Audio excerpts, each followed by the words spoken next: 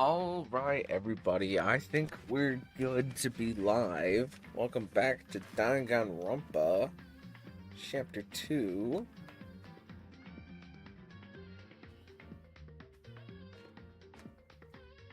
And we're hopefully going to be finishing Chapter 2 today. Depending on how long it is. I mean, the first one was seemingly doable in 2/3 live streams, including the prologue. And considering that we're already working on the setup for the case, and we have a lot of that stuff done, we're probably pretty good to... Are these the same? Yeah, these are the same. Same saves. Let's keep going. We're probably pretty good to finish Clash Trial today, theoretically.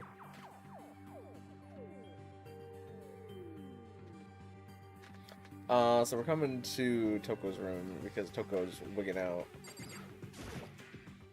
Such ignorance. You're talking to the wrong person, you waste of space. Alright, thanks, Byakuya. Toko, what's going on? Why you be acting crazy? Is Toko inside? Some kind of emergency? What? Is there another human being here? Oh. It feels like my joystick sensitivity is really high. You guys are too slow. I think you're just too fast. So, what's the emergency?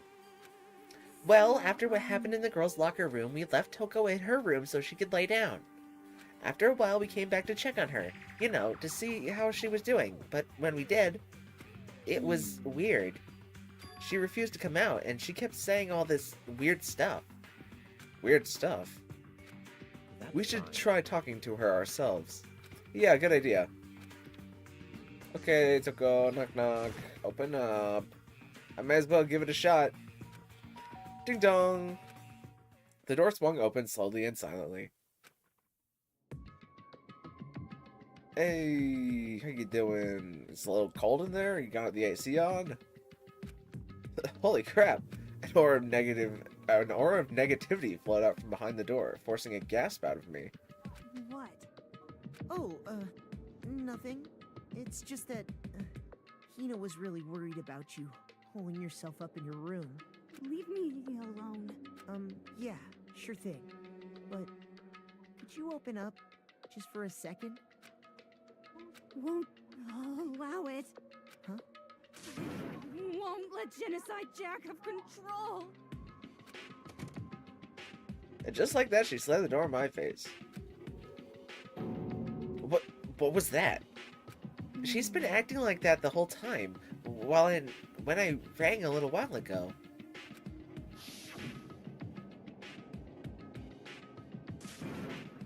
I'll drive out the killer. Drive out the murderous fiend. So does she have like multiple personality disorders? I just finished watching Dressrosa on One Piece, where they have Cavendish, who is the guy that is the swordsman, but when he falls asleep he becomes way faster but also loses control. And this is reminding me of that substantially. It doesn't make any sense, right? I was afraid to leave her in there alone, so I tried to bust down her door. But it felt like something was holding it shut on the other side. I couldn't even budge it. Toko was scared enough to even bar her door? Does she think the same thing as Byakuya? Does she think the serial killer Genocide Jack really murdered Chihiro? Is that why Toko's so scared? But Whatever it is, I'm really worried about her. Isn't there anyone who might be able to persuade her? My man's Byakuya. I first swear I got shorter. Hey, Byakuya, you think you could ask her? To come out of her room, I mean. That's fine. Sure, whatever. Huh? You're gonna go talk to her, Byakuya? Wow, I guess you really can be nice when you want to. Byakuya stood in front of her door, not making a sound, and pressed the doorbell. Ding dong. After a few moments... what do you want? Leave me alone. You're also so annoying. Well, Byakuya... It's Byakuya. It's Byakuya. I'm sorry. I couldn't keep our promise. But don't worry, never again. I won't let Genocide Jack ever her control again. And with that, the door slammed shut. Even Bianca couldn't pull it off. There's nothing else we can do. Let's get back to the investigation. Hold on. Hey, Bianca, what was Toko just talking about right now? Something about a promise? What? Oh, I have no idea. Another one of her delusions, I'm sure. But if I say I don't know, that means I don't know. Just let Hina take care of her. Oh, okay, yeah. I'll stay here and keep an eye on her. Let's go. Well then, let's go. Without waiting for a reply, Bianca sped away. I imagine him Naruto running away. Bianca! And I hurried to catch up. I tried to talk to him several times as we walked, but he didn't even look back, let alone say anything else. That was a good end to that sentence. He just went on walking towards his destination. Finally, his feet brought him to a stop in front of a certain room. The library. The library! Come on, let's go in.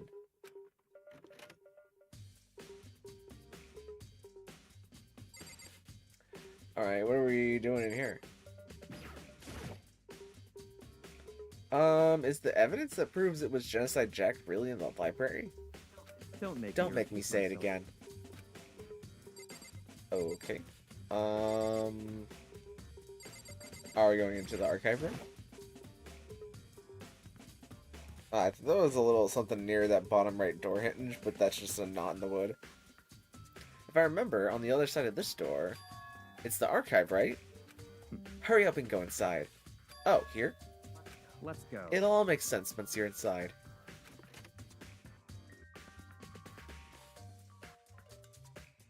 Whoa, there's so many books and files. And so much dust, too. So in I would other say there's words- enough value in this place to endure the dust. Superpower vision. What do we got here? A lamp? Huh? It's a desk lamp. Oh yeah, it's the same one I saw Bianca using in the library before. What? Do you have a problem with that lamp? I was here before, and then I moved it over there. It's too dark over there, so I thought I'd put it to good use. Yeah, I mean, I'll take the free coin. I forgot to do Monokuma coins off camera to get more present stuff. Oh well. What about this ladder? Or this bookshelf? That's also good. The shelf is stuffed tight with files. Without really thinking about it, I picked one at random. Ah, you have a sharp eye indeed to select that file. Huh? That's the report on a presidential assassination. The original is kept at the National Library. It won't be declassified for another 30 years. Are you sure you want to look at it now? There's no telling whose crosshairs you might wind up in for peeking at it. Without making a sound, I return the file to the shelf. Ultimate lucky student picks a presidential assassination. There's a wooden box. It's empty. Although, judging by the smudges in the dust, it looks like there was something inside. I wonder what it is. There was an extension cord plugged in there. It proved very useful while I was in the library. An extension cord, huh? Very handy for bringing around somebody's neck. No, I don't want to. If you pay attention to your surroundings, you're sure to uncover the value for yourself. Pay attention to my surrounding powers. Regular stack of books. There's so many files stuffed onto the shelf. What's in all these things? That's enough. These documents are dangerous. Dangerous? They detail all the people who control the world from behind the scenes. Dangerous truth for a commoner. You mean, like, members of the Diet or something? What's the Diet? Is that like a mafia? No, I mean the ones with real power. The secret council controlling everything from the shadows. If you're ready to be disappeared for it, take a look. There are some very interesting people in there. You're just kidding, right? Am I? I'll just let it go for now. Is it on the ceiling? Is it the camera? Is it... We're gonna talk to everything except for the one behind him. There's a ton of thick files stuffed into the bookshelf. If you're thinking of looking at any of them, let me give you a little warning. Those things are filled with graphic, disturbing photos from all kinds of crime scenes. It's the kind of thing any normal person wouldn't ever want to look at. Be careful. Huh? What do you mean? All those files are the investigation reports related to different cold cases. Those are internal documents for police eyes only. They're not the kind of thing you'd expect to leak.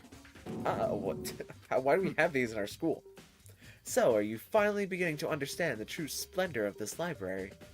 The entire reason I was interested in this library is because of this room right here. It's home to classified government documents, police records, things no ordinary person would ever see. Isn't it magnificent? This can't be real, right? That's your guys' problem. Anything that doesn't fit into your preconceived reality, you label it a lie. Well, it's not that, it's not really like I totally refuse to believe it, but I mean, there's just so much.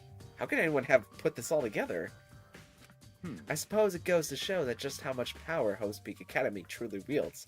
Or perhaps, the mastermind may have wanted to provide us with enough entertainment to keep us from getting bored. It's no use. I can't keep up with all this. It's just too unreal. What's wrong? You still can't believe it. What about you? How can you believe it so easily? Things like that are just usually impossible. What do you mean, usually? Usual, normal, ordinary, simple? Those things don't exist anywhere in the real world. If you don't understand what they actually represent, you don't understand the nature of anything. You don't pull your punches, do you? Besides, what do you consider usual is based on your common sense, right? But what makes you think your own common sense applies to me at all? The documents gathered here are genuine. I have reviewed them multiple times, so there is no doubt. Reviewed them multiple times? Hold on a sec. You're saying you read all these documents and more than once? But all this has to be like top secret confidential stuff, right? So why... My family has a reading room just like this in our home. Ours is bigger, of course, not as dusty. Huh? Members of the Togami family have access to any variety of government-related documents. That includes foreign powers as well as domestic. How is that possible? So in I already told you, there's a secret council that controls the world from the shadows. My family is a member of that council, and I have within me the bloodline that allows me to one day bend the world to my will.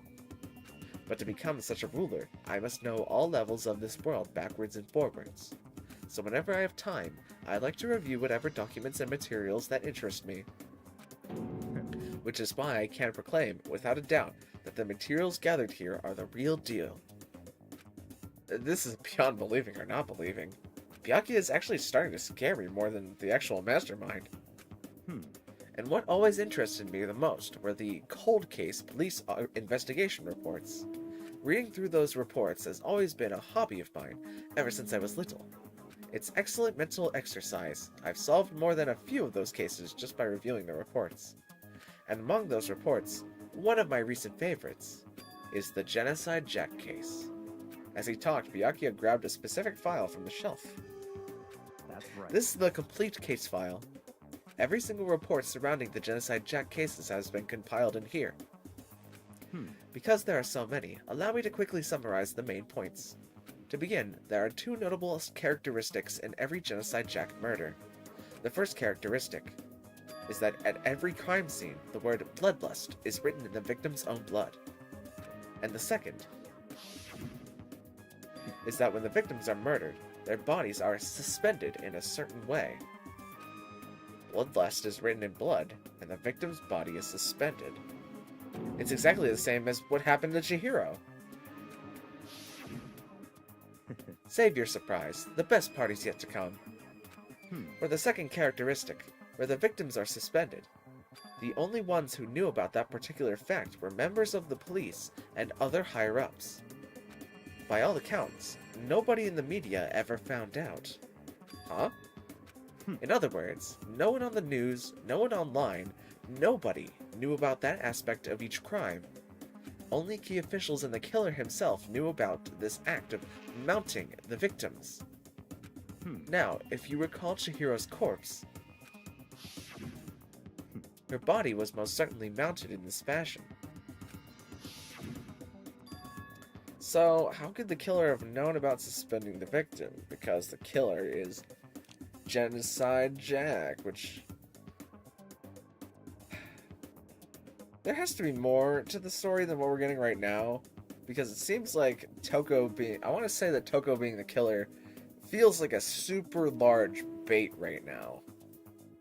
But I don't have enough to back that up yet. Especially after, in the first chapter, them just writing Leon on the wall. Not quite sure what kind of jump we're going to be making to make the second chapter more difficult yet, but we'll see. That's right. That's the key question.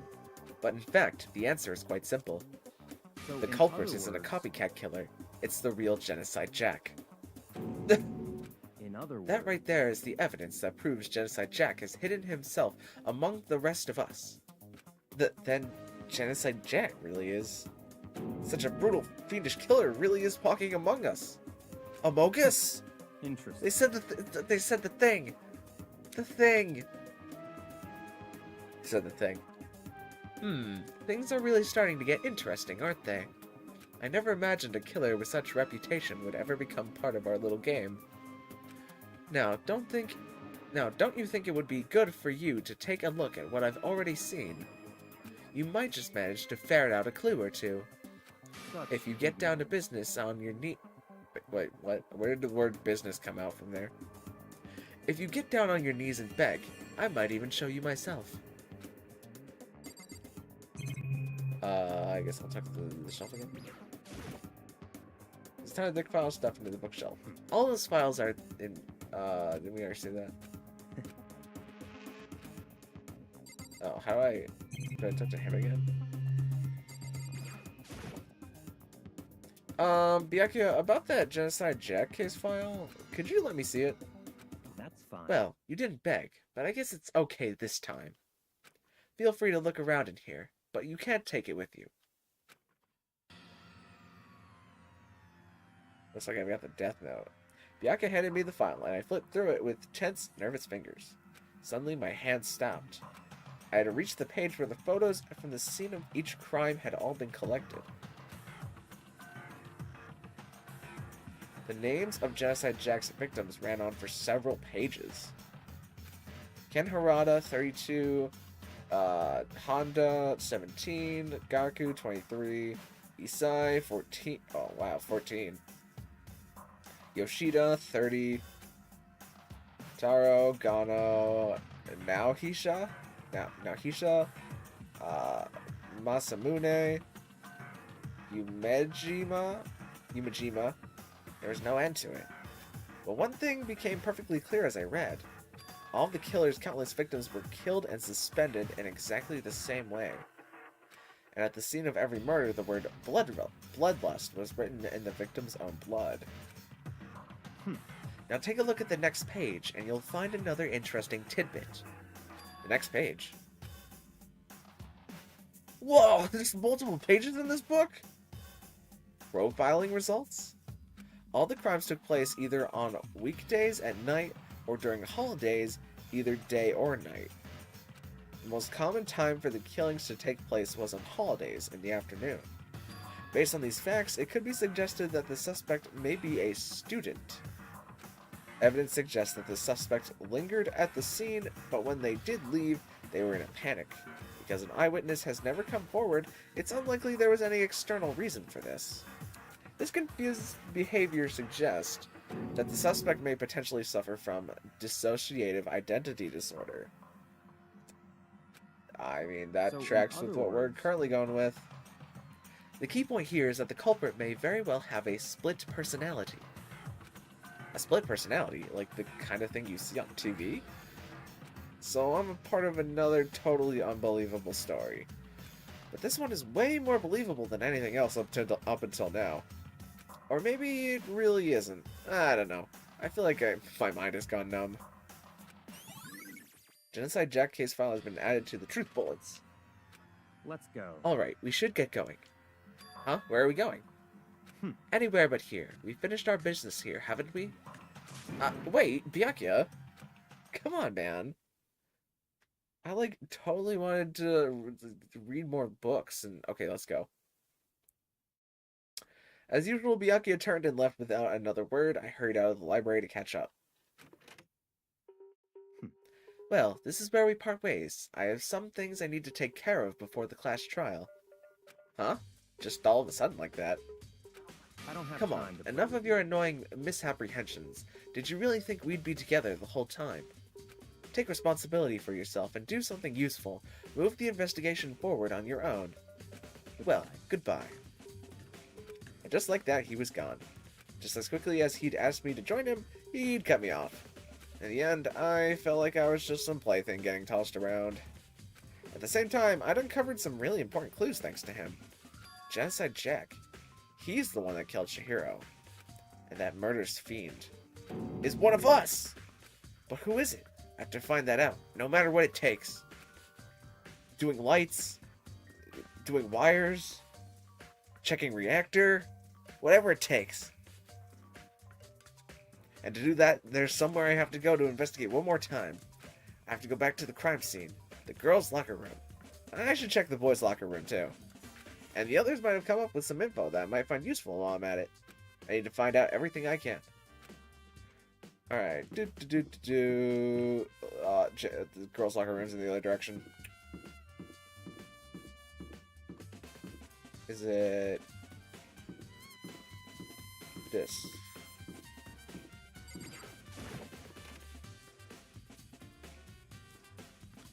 Hey, Hifumi, what you thinking about? Ding ding ding! Hifumi has discovered evidence revealing the identity of the culprit.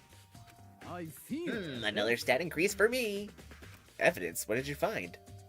Oh, cannot reveal that just yet.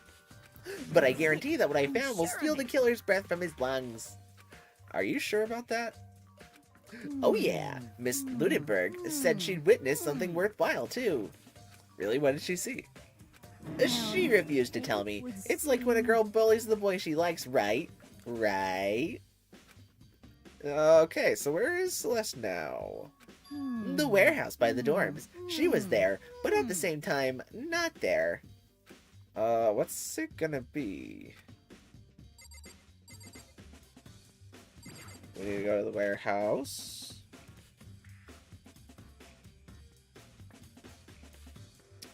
Let's talk to Kyoko last, because Kyoko probably has something to contribute. Dude had a real complex about being weak. You hear Chihiro talking about it, right? All I need to... Wait. You heard Chihiro... What did he say? Never mind. You heard Chihiro talk about it, right? All I need to get stronger. Yeah, I do remember she said that more than once.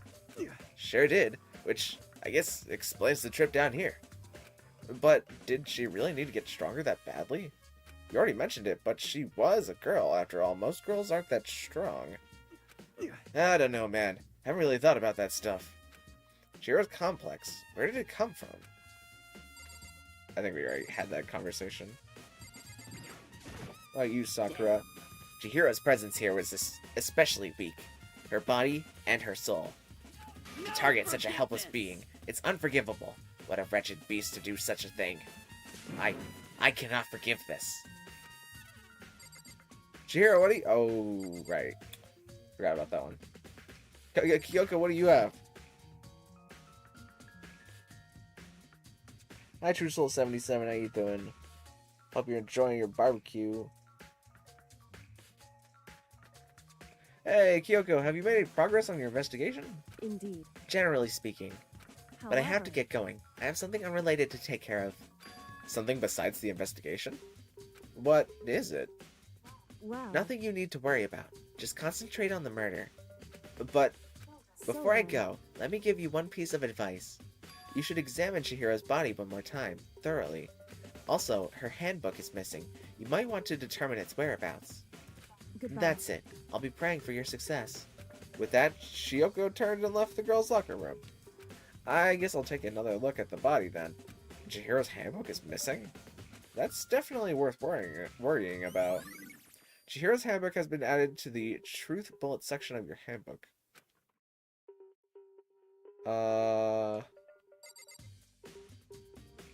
Why would her handbook be missing? because the killer needed a way out of... You need a... This is kind of a stretch, but maybe you need the handbook in order to get out of the room, too? So if it's a guy, you would use a girl's handbook to get into the room, not be able to take it with you for whatever reason. I don't know, that's curious. Yoko said I should examine the body one more time. I know she said thoroughly, but I do have my limits. Well, I'd better give it a shot anyway. Let's see. Chihiro's hands are bound with what looks like some kind of rope. The rope was used to prop her in a kind of crucifix position. Huh? This rope has a plug. Wait, so then this isn't a rope at all. But the more I think about it, the more that's not the only thing that concerns me. Chihiro's fatal injury was the blow to the head, which means someone struck her in the head in order to kill her. That's right, there's the issue of her being suspended, and the fatal blow. At first, I didn't see any reason to think of too much about either of them. But seeing them again after looking through the Genocide Jack file, something's not quite right. What does this all mean? Status of the dead body has been added to the Truth Bullets section of your handbook. Well, the one thing most likely to tie all these mysteries together is the true nature of the rope that was used to suspend Chihiro. And to figure that out, there's a certain place I need to revisit and look over again. Plus, it might help to look at the Genocide Jack case file one more time. Okay, I think I know what it is, and it's that there was the actual murderer that killed Chihiro by using the barbell, and then later on, Toko came in and then used Chihiro's blood to write bloodlust on the wall, and then suspended Chihiro's body. So it wasn't actually Genocide Jack that killed Chihiro. It was just Toko's Genocide Jack personality that took over. So we need to figure out who came in with the dumbbell and killed Chihiro. Because it only activates whenever there's 3 people that found a body at the same time. So even if the killer and Toko were in the same room, because Toko was not, was in her other personality, that would only be 2 people. That's what I'm going with right now, at least. Is there really anything else to... I mean, there's blood on the floor. This is probably... She got hit with the dumbbell. Chihiro got hit with the dumbbell, fell on the floor, and then was lying here, and then the blood pooled out for a bit, and then Toko walked in and did Genocide Jack things. Why the blood on the poster, though? I guess that theory doesn't necessarily solve the poster blood. Huh. Is there... I don't think there's anything else I need to talk to. Oh. Not the pool. Oh, there's still more I need to check. Let's check this poster again. It's a blood-stained poster. The blood is the most noteworthy part, but the swimsuit model is pretty noticeable, too. The girls' locker room doesn't seem like the kind of place you'd find something like this. Oh, it also mentioned checking the boys' locker room, didn't it? Is that the thing? Yeah. Okay, that was the thing it wanted me to note. So, let's go into the boys' locker room, because it mentioned doing that. Is the poster not going to be here anymore? Oh, the poster changed. Why did the poster change? Why did the poster change? That's a strange one. Huh, this poster. It's a popular boy band called Tornado. Somehow it doesn't quite seem to fit in the boys' locker room. Oh, but wait, that reminds me. The poster in the other locker room is... That's right, there's definitely something strange about this. In the boys' locker room, there's a poster of a popular boy band. And in the girls' locker room, there's a poster of a swimsuit model. Okay, the posters have been switched. But if they were, why? What reason would anyone have? Maybe I should talk to someone who knows a little bit more about the locker rooms. 2 locker room posters has been added to your truth bullets. That is a strange one. But it also implies that someone was able to get in both rooms. Probably the killer.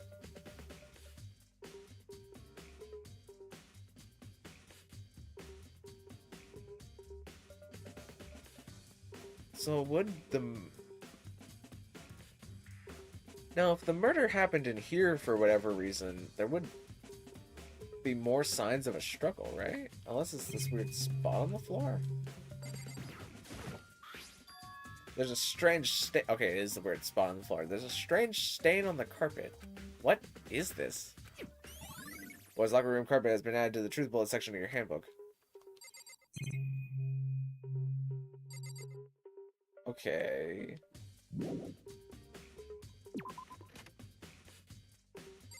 So the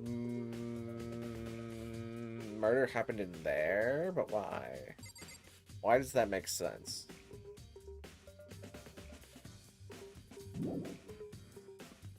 Must be still more waiting for me to discover. Do I check both of these? The girls' locker room card reader, but the door is unlocked now, so it's kind of pointless. What about the boys? Is the boys broken? Boys' locker room card reader, but the door's unlocked now, so it's kind of pointless.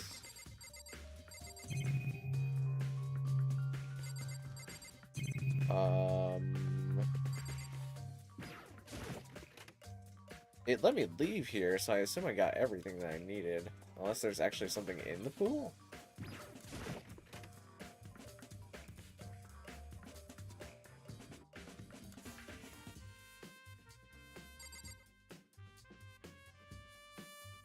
What is that?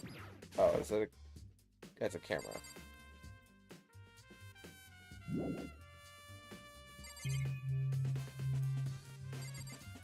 Seems like this pool is pretty clean.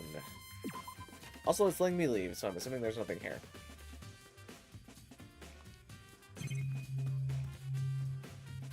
Yeah, it's just the poster of the spawn here.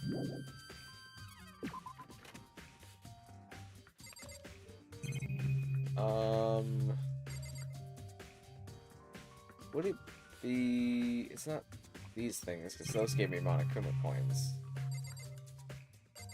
Do I have to look at the gun again? No.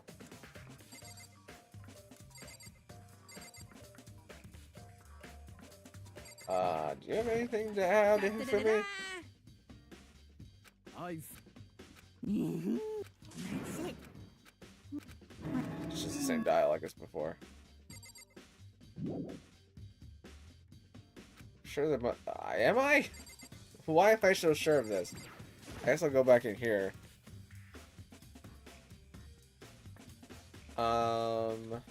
Is it like these? No. I have to look at the... Oh, I have to look... Did I look at... I don't think I looked at the blood stain on the carpet.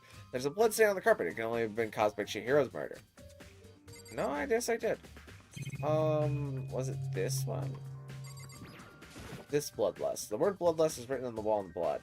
Just like in all those other Genocide Jack cases. In every crime scene, the word bloodlust is written in the victim's own blood.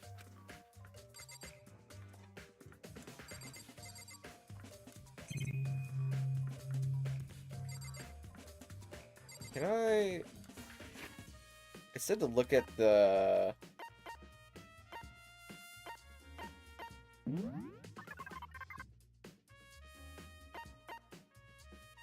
Genocide Jack case file. What does this do? Okay, it just changes them. Suspected Genocide Jack victims include those people... they were killed in the same way and mounted to a nearby wall. The word bloodlust was written down at the scene of each crime written in blood. Profiling indicates the killer is likely a student suffering from a split personality.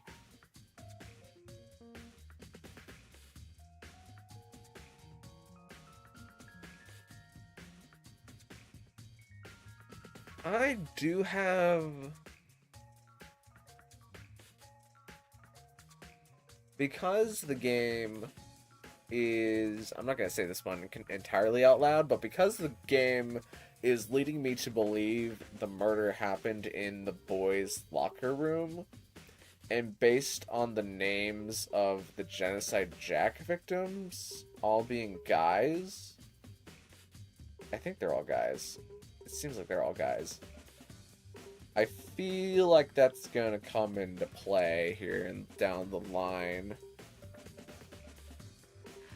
Have you looked at everything in the boys' locker room yet? I mean, I thought so. I can give it another shot. It seemed like it was just the poster and the stain on the carpet. And then when I used my third eye of truth, I couldn't see anything else.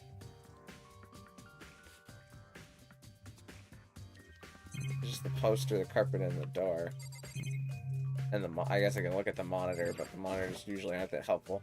This is one of the monitors Monokuma appears on. Right now it's just showing the school crest. If I break it, Monokuma might come in and punish me.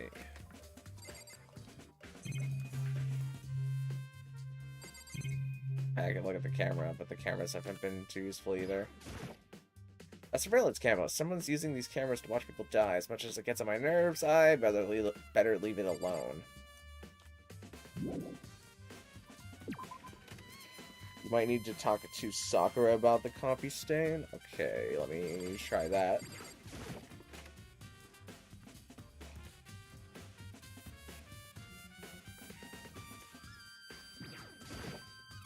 Spend a lot of time exercising in the girls' locker room, right, Sakura? Of course. I've used it nearly every day since it opened up. Sometimes Hina and I use it together. Okay, then let me ask you something. Do you think the posters in the boys' and girls' locker rooms could have been switched? I'm sorry, I can't really say. I never paid any attention to the posters. I see. However, But there is something that's been bothering me about the locker room. You see, I like to drink a little protein coffee every time I finish exercising. We have protein coffee? In the warehouse, it's not the highest quality, but I don't have a lot of other options. I mix protein powder with coffee and down a glass of it after exercising. Anyway, the other day I spilled some on the carpet in the girls' locker room, and it left a stain. A stain? But I don't see any stain on the carpet now. Exactly. I noticed it earlier. The stain has disappeared. I can only assume someone came along and cleaned it up. But still, isn't it usually clean? As if there was never a stain here to begin with. Disappearing stain has been added to the truth bullet section of your handbook. Okay, so the carpets have also been switched, which means that the murder did occur in the boys' locker room. And we can prove that now. Not to the pool. Okay, now will let me leave. Okay, great. Do.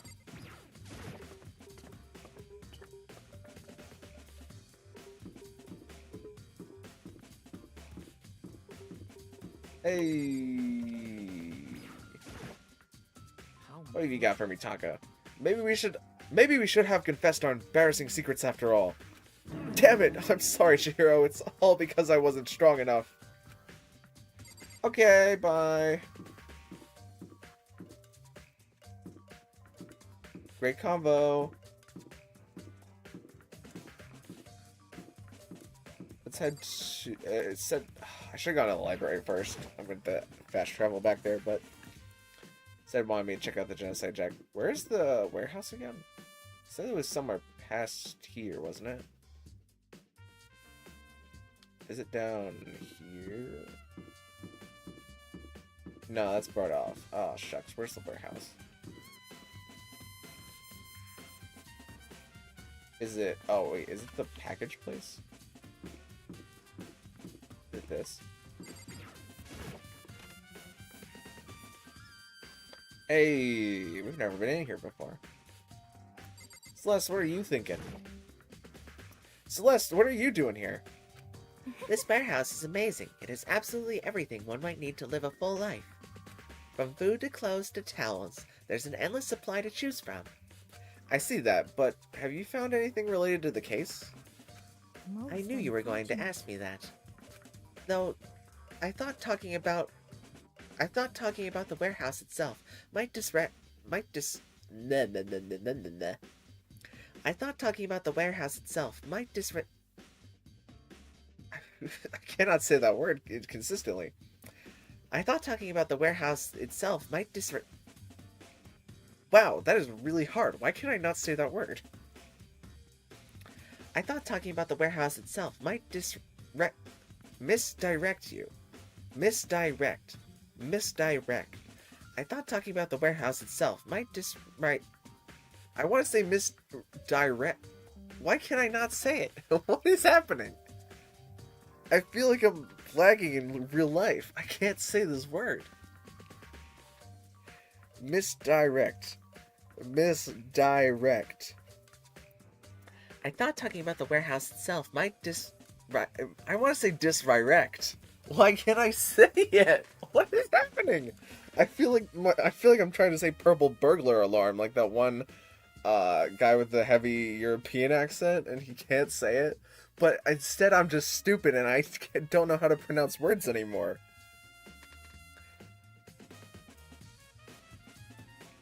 I think it's because there's a might before it. I can't do might misdirect. I thought talking about the warehouse might misdirect you, but I say it was pointless. Did it. I'm proud of myself. Then did you find something? Very well, I will tell you, and only you.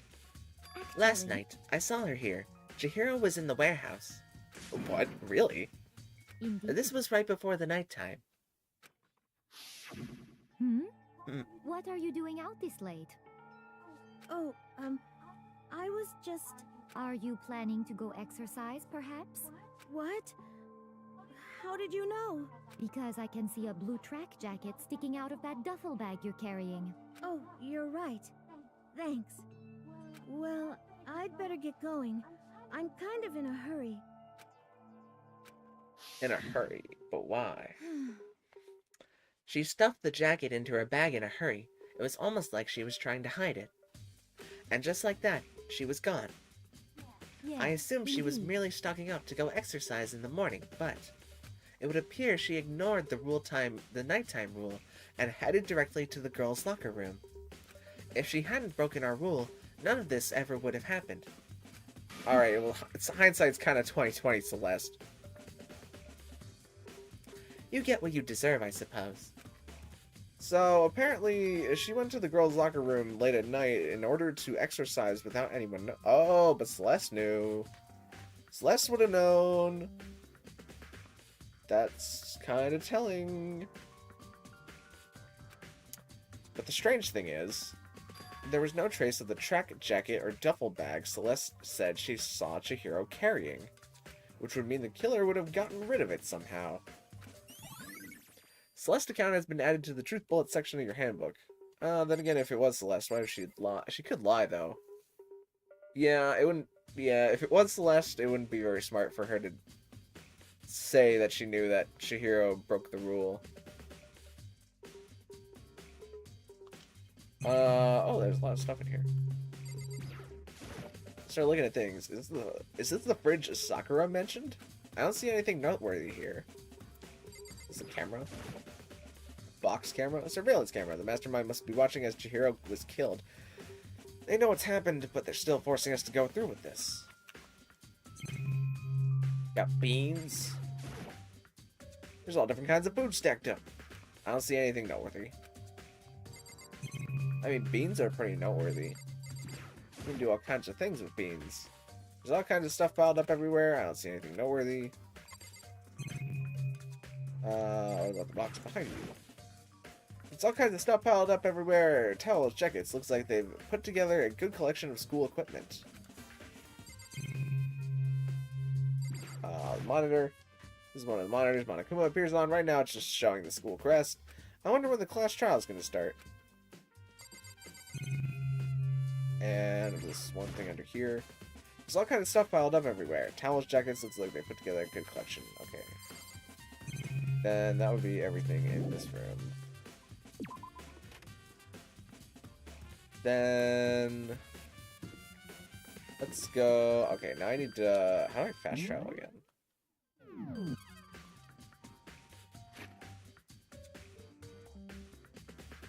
Map. Okay. Oh wait, are these areas that I need to go to? Oh, then let's check, quick stop by the cafeteria.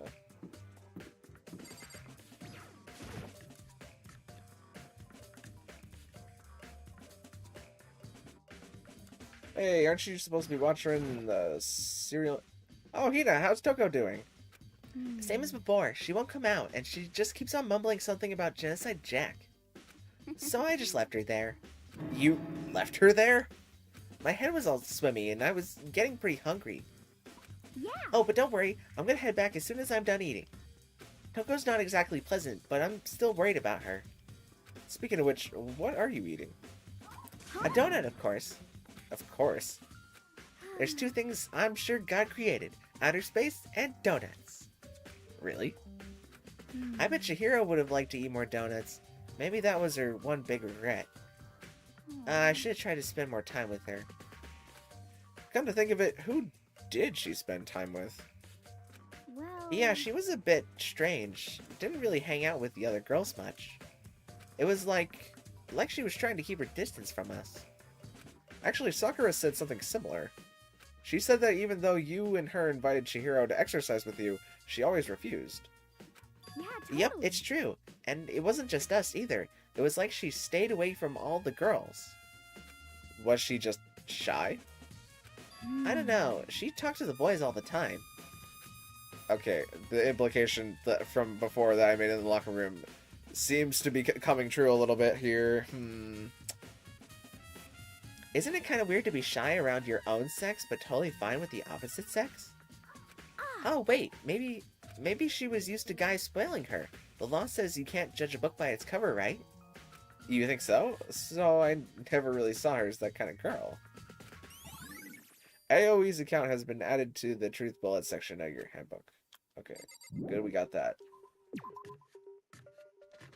I feel like that's the big revelation there, is what Hina is hinting at. Wait. Okay. Map. Let's go. Who's here? I don't think we need to talk to him. Somebody in the library and... Oh, okay. Let's go to the library first.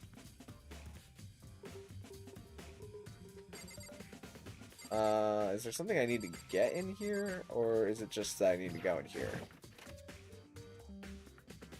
Oh wait, the extension cord. Was that still there? I forgot about that part.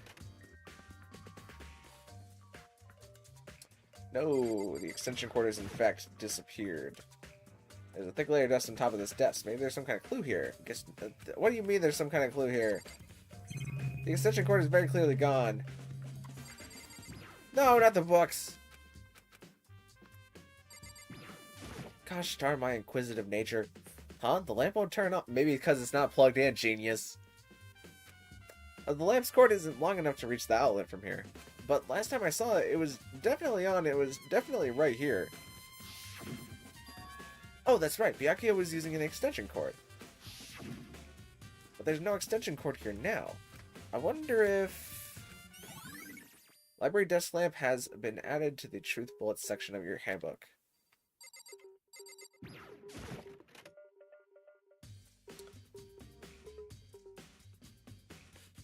Is there like a specific Genocide Jack button, or do I just read this shelf? I want to take another look at Genocide Jack's case file. I know it was around here somewhere. Huh? It's gone. Did someone take it out of the archive? But the only one who would do something like that... I can't think of anyone but Byakuya. Ding dong bing bong.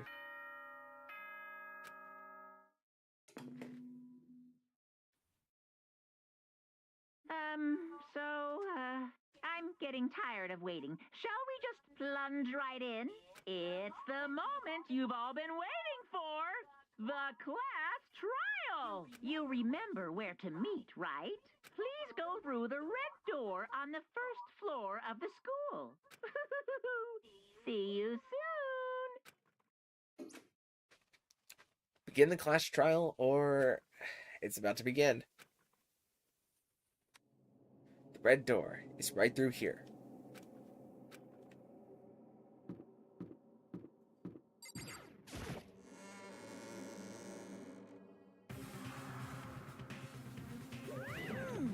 Ahem. So, is everyone ready to what? Am I blind, or are we missing someone? No, that's not Monokuma's voice. Monokuma's voice is more like, Howdy, I'm Flowey. Flowey the Flower. I got the human souls. yeah, Toko's not here. And Toko is... You really don't remember? Kidding. I'm just kidding. How could I forget that little nut job? She's a crucial part of the Clash trial this time. What are you gonna Okie do? dokie. I'll go ahead and drag her out here, kicking and screaming. Just one moment, please. And just like he said a few minutes later, he reappeared, dragging Toko behind him. Hey Toko, how you doing? You like... You need like a... Can't think of the names of any headache medication right now. You need a... No, an aspirin? I told him I didn't want to, but he forced me. I can't believe you would drag a girl around. Terrible, you're terrible. Phew, so now everyone's here, right?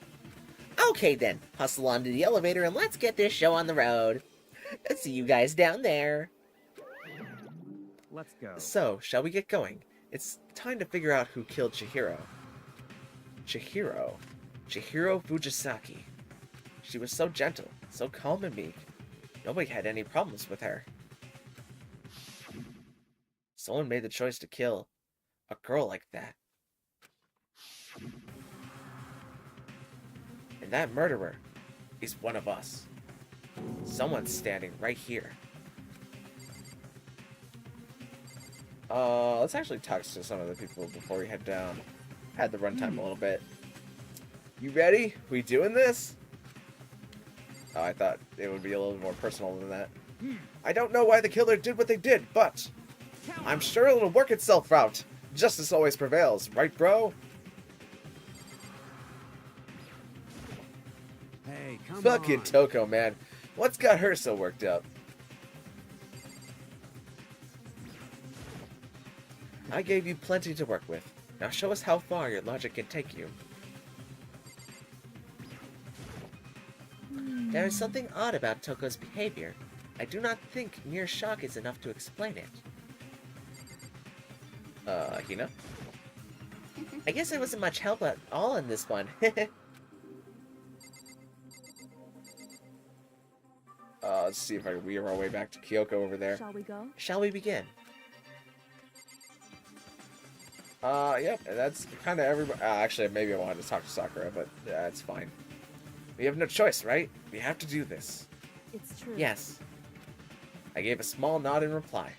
With one last deep breath, I walked toward the elevator on shaky legs.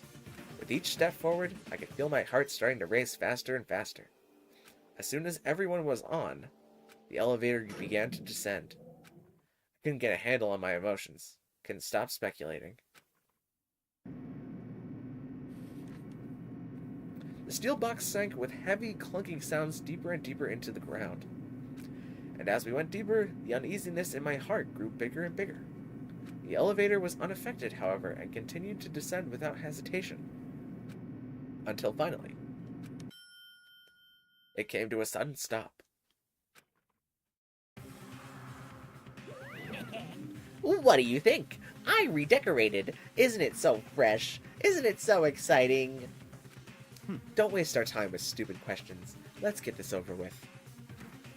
Good, good. You're rip-raring to go. Gotta say, I don't hate it. Not at all. Well, Okay then, let's get this show on the road. Everyone, please find your assigned seats. And so the curtain opened once again. A deadly judgment, a deadly deception, a deadly betrayal, a deadly riddle, a deadly defense, a deadly faith, a deadly Clash trial. Do you want to save? I mean, sure. We'll save.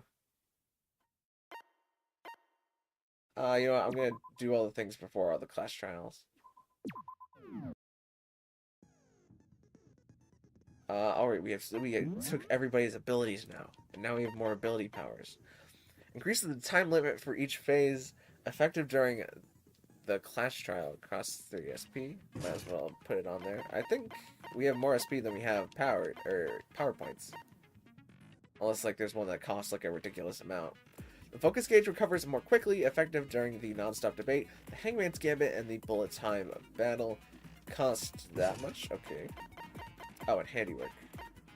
No, we're 1 SP off. Allows you to reload 2 bullets at... Wait, allows you to reload 2 bullets at once? Effective during the bullet time battle. I mean... What was this one?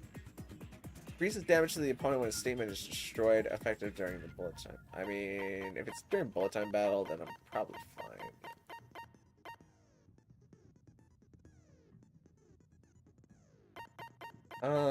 Yeah, we'll go with that.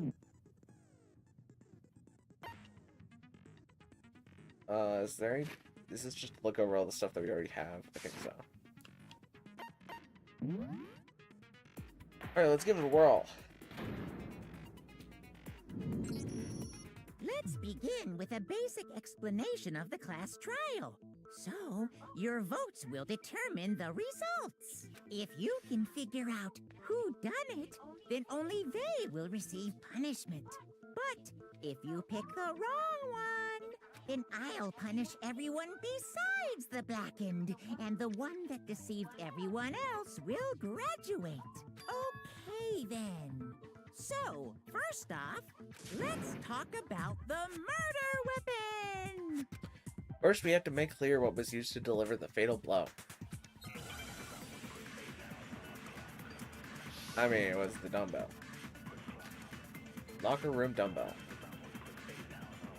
Wait, I forget the controls to shoot. Fatal injury. If you choose the wrong statement, how do you shoot again? R is concentrate. B is to speed up. I think it's X. Yeah, X to shoot. L is to swap things. Okay, let's stop time. It appears it was a head. Okay, that's perfectly reasonable. According to the Monokuma file, the killer used a blunt instrument. But what kind of blunt instrument could it have been? I bet it was an iron pipe. It's wrong! No, it's wrong. You're stupid! Bam, bam, bam, bam, bam, bam, bam! Dead. Got him. Can we agree that the object that dealt the fatal blow was the dumbbell, found at the scene of the crime? It was covered in blood, and there was nothing else at the scene that could have caused that kind of injury. And the wound on the victim's head is consistent with the shape of the dumbbell. As far as I'm concerned, there's no mistake and no room for It doubt cuts to on like this one. Kyoko with the dumbbell, and she's like taking it up and like kind of comparing it to the indent in Chihiro's head. You looked at her head wound? Yay! That's so creepy! If you don't mind, I will proceed from here. Let's move on to discussion of the culprit. Although, I believe the criminal behind this heinous act is already quite... No, you're wrong! Shot him. What? For Double real? kill. Chihiro's killer is the fiendish serial killer, Genocide Jack. Genocide Jack, the fiendish serial killer. Did he really kill Chihiro? A new element has been added to non-stop debates. Would you like to hear more? I mean, if it's going to affect them, then yeah. For this debate, lines of white noise will appear to disrupt your reactions. Your truth bullets will disappear if they hit these lines, so think of them as obstacles in your debate.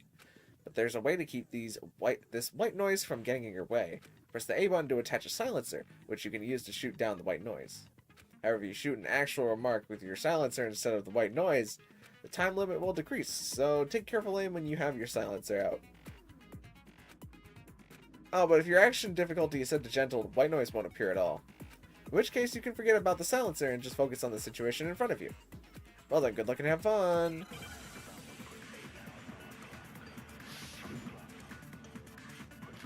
Genocide Jack case file. The culprit is Genocide Jack. I'm sure of that. Case closed, as far as I'm concerned. But that's impossible! Why? What makes it impossible? Well, I mean, come on! There's just no proof for Let's see that. No, it's wrong.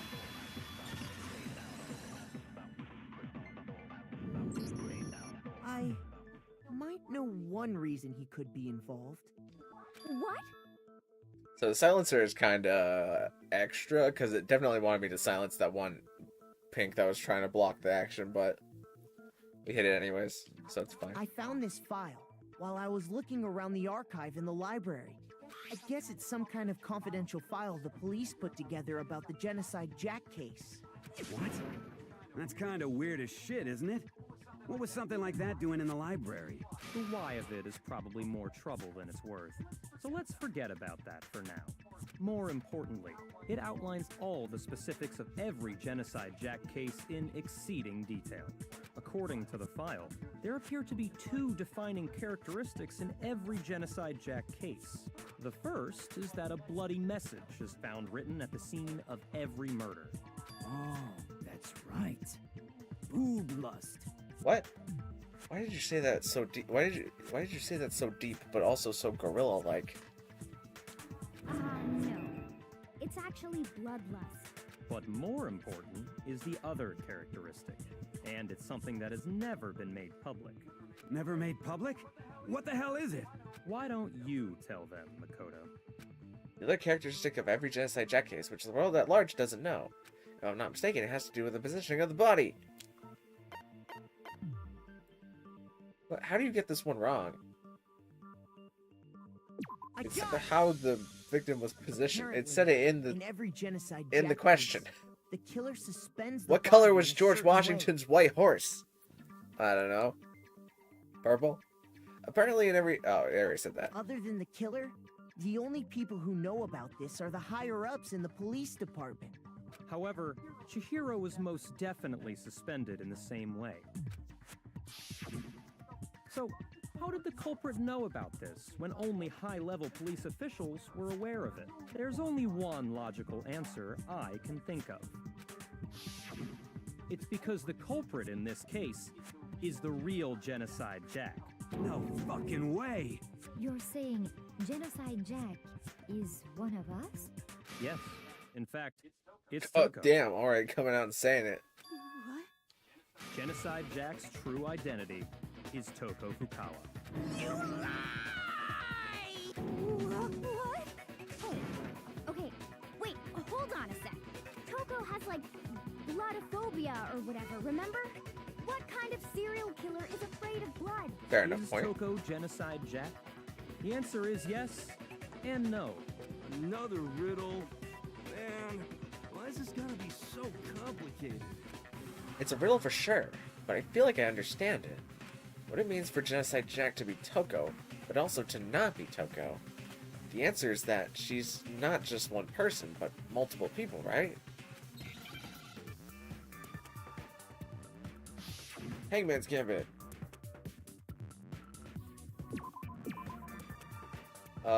S. N. What word am I trying to spell here? I guess I can pause to try and figure it out, but...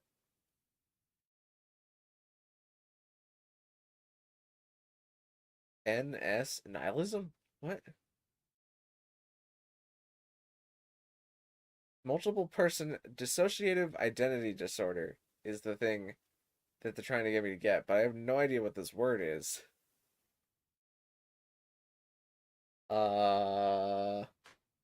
Give me more letters? B? Damn it. Okay. B, I, S, and N. B, I, S, and N. What would I do with the B, I, S, N?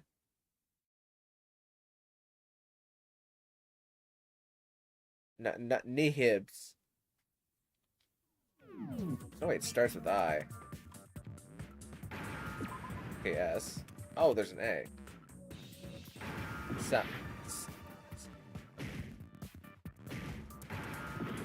Damn it. What? I have no idea what this word is. Skit.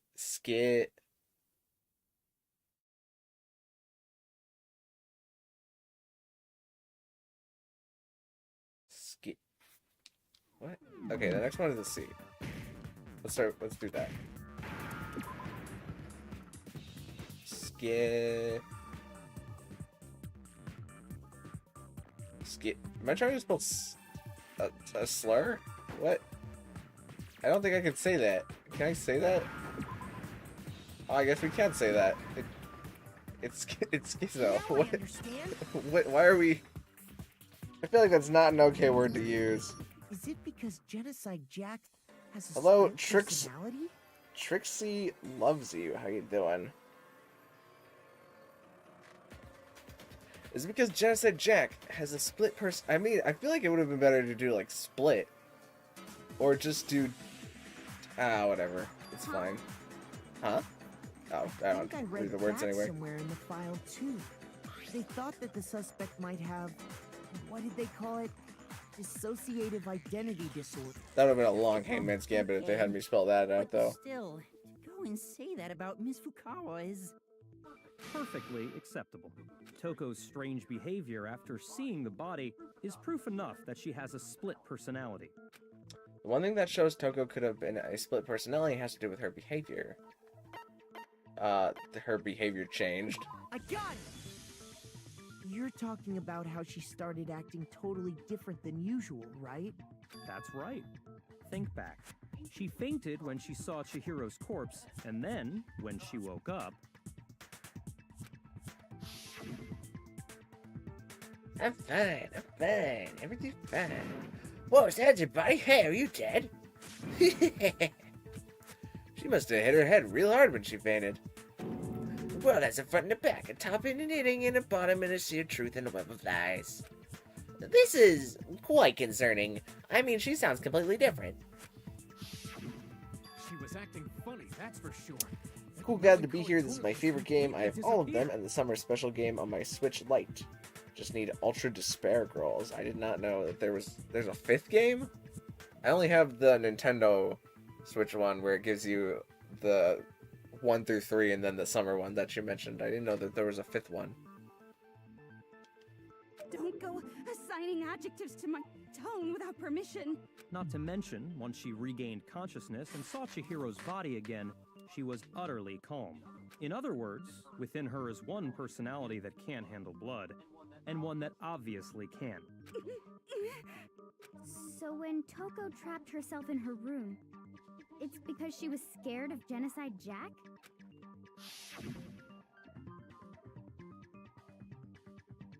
I won't let Genocide Jack have control. I'll drive out the killer, drive out the murderous fiend. The reason she locked herself in her room wasn't to keep other people from getting in. It was to keep her other personality from getting out. What? Toko was afraid. Afraid of the murderous fiend inside of her. Of killing even more people. How? Yeah. How can you know all this? I do believe you misunderstood her. What she's trying to say isn't, how can you know all this? No. What she wants to know is, how could you tell them? Huh? Last night, just before Monokuma gave his motive speech, Toko and I had a strange conversation. She told me Oh, that was her story. I completely forgot about the Monokuma motive thing.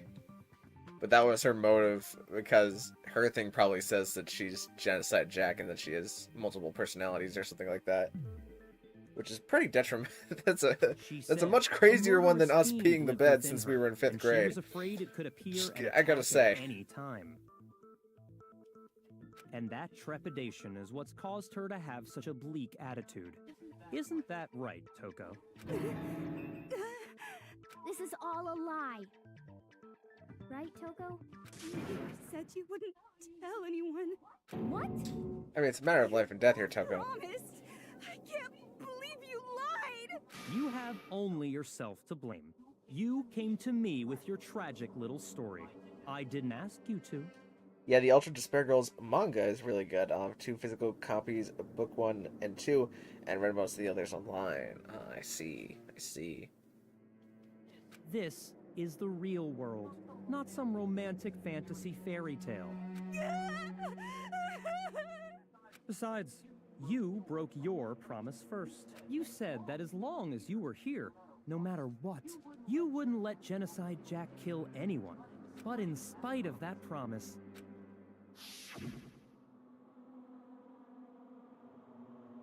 I'm sorry, I couldn't keep our promise. But don't worry, never again. I won't let Genocide Jack have control ever again. You said if I kept my promise, you would go out with me. That's rough. This is uncomfy. That's the only reason I promised. This is probably the most uncomfy thing that's ever happened in my entire life. What do you think, Shahir? Oh, right. how many times do I have to tell you? I never said that. But you weren't able to do it. You just couldn't resist that rush you got from killing, could you? I tried. I swear I tried to control it. But your efforts were useless. What a disappointment. I hate you. Well, the opening act is nearly finished. All that's left is to hear from the person in question directly. The person you don't mean.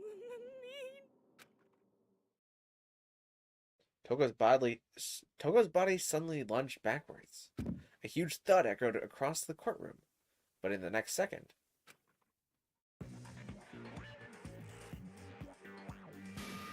ooh. Well, hello there. Is it me you were hoping to see? Genocide Jill? Yes. What the heck? So you figured it out, huh? Well, whatever. What are you gonna do? I'm the ultimate murderous fiend, Genocide Jack! Or better yet, let's go with Genocide Jill! What the fuck is this? Toko, what happened to you? Not Toko, that's a loser name. And what happened is a textbook split personality. So what if one of them happens to be a serial killer? You should turn a blind eye to one's faults.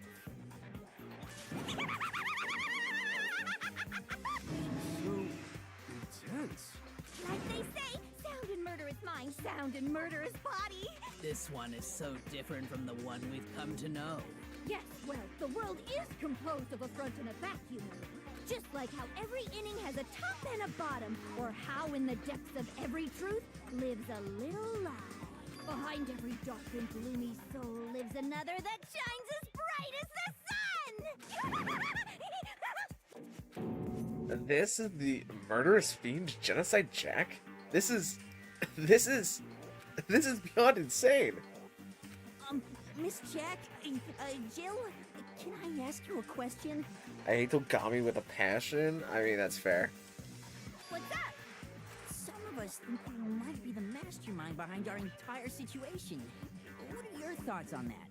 Well, I'll tell you, I am the mastermind of all masterminds! Just kidding! Then it's not true? Of course it's not true. How dare you try to link me to that creepazoid? I'm glad professionals have standards. And another thing, the police and government and society in the outside world are totally powerless. I mean, they just let this idiotic, bloodthirsty maniac go buck wild all over town. That's also fair. Sure, I'm a bloodthirsty maniac, but life is pain, right? To live is to hurt other people. It's a necessary How do you get that evil your tongue if that you want long? to survive. The act of living itself causes pain for everyone. Just kidding again! This should be enough to convince you. This murderous fiend is responsible for Chihiro's death. There's clearly a motive, so there should be no doubt. A motive? Remember what Monokuma told us? If someone didn't murder and graduate within 24 hours, an embarrassing memory or secret would be revealed. Well, let's assume that Toko's secret was about Genocide Jack. Fair enough assumption. If a secret like that came to light, Toko's life would have undoubtedly been forever ruined. So she had a very clear motive to never have that side of herself exposed. Interesting. Very, very, very interesting. But sorry, as much as I hate to admit it, I'm not the culprit. That's the twist. But I cannot imagine anyone other than you could murder someone in such a bizarre fashion. Maybe so, but nevertheless, it's the truth. Do you really expect any of us to believe you? Yeah. I could never believe a word you say, you monster. Maybe she's totally right about that, but something's still bothering me. What she said. I need to get some more details about all this.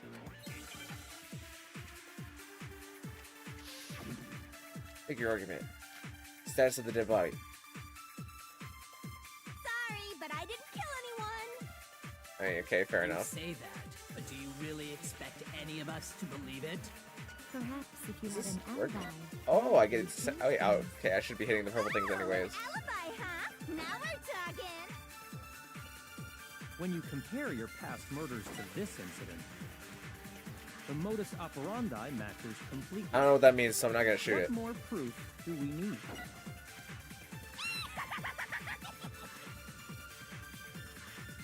Give it up. You killed Okay, I her. should have shot the Komodo Sponderandi or whatever he said. Okay, I just have to focus on remembering Chihiro's body. That must have the answer. That should prove that what he said isn't quite right.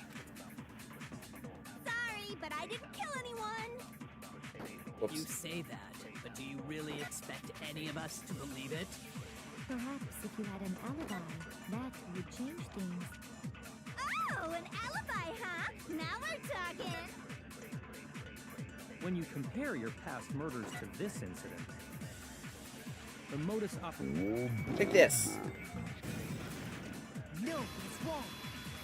I don't know what you said, but I hate it. Are the methods of murder really exactly the same? I'm not so sure about that. I think there's a slight difference between the Genocide Jack cases and this one. Huh? How's it any different? Yeah, how is it any different? Uh-oh, you don't know? Well then, you Let's Phoenix write things here for a little bit. I murder with passion and conviction. And a lot of scissors. I consider myself a professional, and I have a very particular way of doing things. Oh, wait, all the bodies are suspended by scissors. That's... Oh, wait, so then if the body was suspended by rope, then it must be somebody who found the file in the archive. Because then that ruins my theory that Toko came in later and just messed with the body. Imagine you go to a fancy Italian restaurant. They're very picky about the noodles, the sauce, everything. But what happened to Chihiro? It'd be like if that same Italian restaurant started using ragu or Chef Boyardee. Alright, I don't know why Chef Boyardee is catching strays here. This is no creation of mine. Let me rephrase that in a way that maybe makes more sense. There are two clear differences between the Genocide Jack cases and this one. There's one clear difference between the murders. In the photos and the other Genocide Jack cases, look at the neck and the stomach. Here you'll see the clear difference. The victim's fatal injury. I got it! For one, the cause of death is different. In the Genocide Jack murders, all the victims were killed the same way. According to the case file, they were all apparently killed with a pair of scissors. But Chihiro died from a blow to the head, right? Ah, yes. That is remarkably different from the other murders. Wouldn't it be strange for someone who kills the same way without fail to suddenly change their method? And there's more. One more conflicting detail. That's right. In my recipe of murder, if the bloody message is the tortellini, then the arrangement of the body would be the pesto sauce. Could you please stop comparing killing people to cooking? So, are you saying the other difference has to do with how the body was arranged? That's right, the second difference related to how she was suspended. In photos of other Genocide Jack cases, all the other victims were stabbed through their hands. Here you'll see a clear difference. what was used to suspend her? Do you remember what the killer used to suspend her? Look at the people, look how they are. I don't want to spoil. I think I figured it out, the thing with the stabbing. Also, hello, Drew Patterson, how you doing? The archive essentially guarded the archive section of the library since the moment it opened up. It would have been difficult to impossible for anyone to access it without his knowledge. That is true. We'll see how that plays out. They used some kind of rope to hang her up by her wrists. What is your point? Well, in all the previous Genocide Jack cases, something else was used to suspend them. Specifically, pairs of razor-sharp scissors. I feel like with that many scissors, you could go to like a specific scissors dealer and be like, hey, have there been any students that have purchased like, I don't know, a bundle of like 100 of these specific scissors? Like I said, I'm a professional, so naturally I'm very picky about the tools I use. And you know what else? Big Mac said there's 2 differences, but he's That's a burger. Big Mac? Are you referring to me? Listen up, Big Mac. There's actually one more difference. Huh? One more difference. My word, you really didn't notice? Take a look at who the victims were in each Genocide Jack case. That's what I said There's a before. pattern there just waiting to be discovered. A pattern? Figure that out, and it'll be plain as death why I couldn't have possibly killed that little lolly girl. Let's see. There was a pattern surrounding the Genocide Jack victims, and Chihiro didn't fit it. If you looked at all the names of every victim, what you'll notice is, I think I figured it out. I know why she couldn't have killed Chihiro. Because Chihiro was a girl. I got it! Is it because Chihiro was a girl? Bingo! Bullseye! Right on the money! What are you talking about? In all the Genocide Jack cases, all the victims had something in common. Ken, Tetsu, all the names. Even more of the names. They were all guys?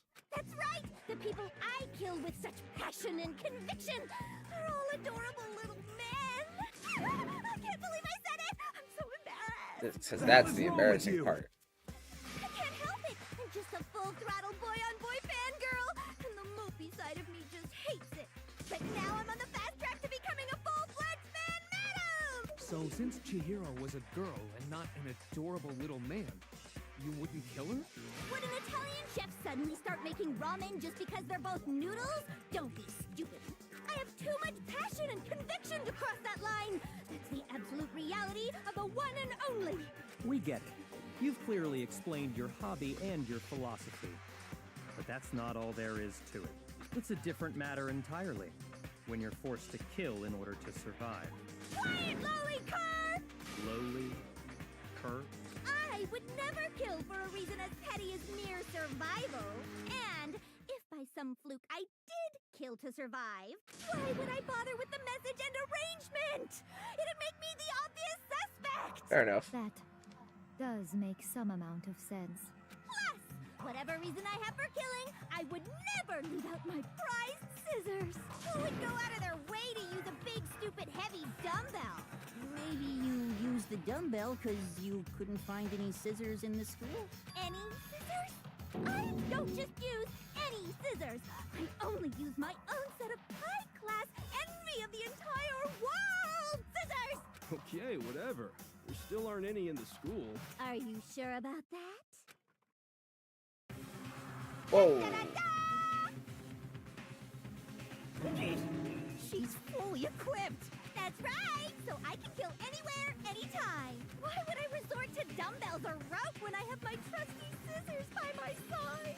Go ahead, tell me I'm wrong. You can't, can you, gutter dogs, all of you?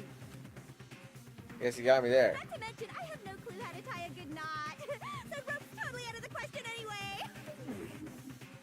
I have no idea what's going on anymore. Could such a heinous villain really be innocent? But the body really was suspended, right? And nobody but the police knew about it. Yeah, let's dig into that a little bit here. That's why we figured it had to be the real deal and not some copycat killer or whatever. Actually, hold on. There is one person One person who could have copied the Genocide Jack cases. It would have had to have been Byakuya himself. He's looking a little nervous right now. Byakuya, it's possible you could have found out, isn't it? You'd have no problem gaining access to classified government documents. Or It's not going to be internal police Byakuya though, right? I feel like... I don't know, I feel like Byakuya is a long-haul character. Plus, you've already looked through the Genocide Jack file before this all happened, hadn't you? Are you saying Mr. Togami did it? Then the reason he pushed the theory of Genocide Jack being the killer so hard was because he wanted to pin the crime on her. So, he rearranged the scene to disguise it and make it look like I put my stamp on it. The adorable glasses man was behind it all. Oh, I'm on fire! Byakuya has made an interesting decision here to frame a girl who... I mean, he probably didn't actually do the framing, but to hard accuse somebody who is known for killing guys that are adorable, and she thinks that he's adorable. Just saying. Well, Byakuya, what's your response? I see. So now the suspicion falls on me. Then I must ask, when would you say I began acting suspicious? Surely you must have an answer. Looking back and thinking about it now, You're suspicious all the time. You were acting right before we discovered the body was a little strange. It was? And the locker rooms. They're suspicious. Very suspicious indeed. Wouldn't you agree? Huh? Suspicious? It seems nobody searched the locker rooms. Let's start with the girls' locker room. You wanted to go to the girls' locker room right away, right?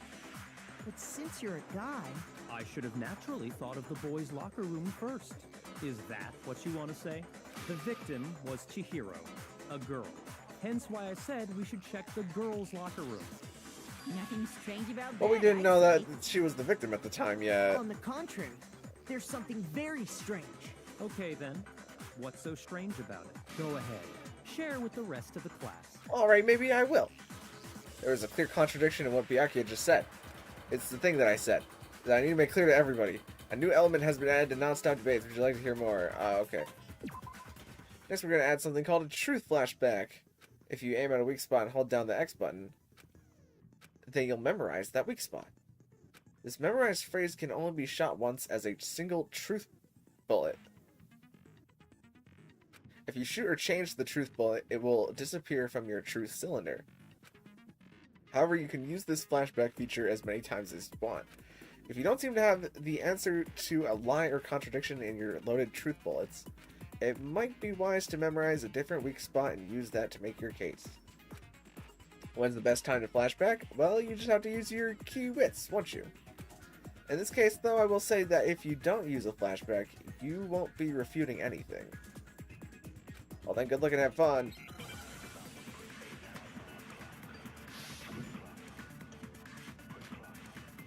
Monokuma file number 2. Hold on, I'm gonna pause for a sec. So, you said Byakuya was acting kind of weird before we found the body. Byakuya wants that information out in the open so that Genocide Jack is aware if she did kill him, she would immediately become suspect number 1. It's an insurance policy. Fair enough, fair enough. Acting kind of weird before we found the body. Wait, how do I hold X? Did I memorize that? Oh, before we found the body, and I shoot whatever he says. The opportunity to check out the girls' locker room. You absolutely take it. That's a natural reaction for any guy. Bam, bam, bam, bam, bam, bam, bam. Dead. The victim was Chihiro, who was a girl. That's true enough. So, of course, I would suggest we check the girls' locker room But first. that's not... There was no time for pointless distractions. What's so strange about that? I wish you'd taken me with Man, you. okay, I had to shoot that other thing.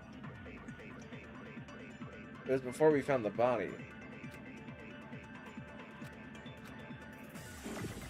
So, you said Byakuya was acting kind of weird before we found the body.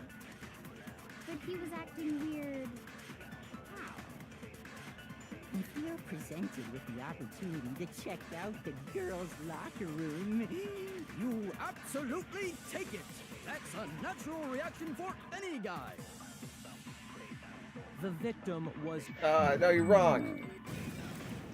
You're stupid!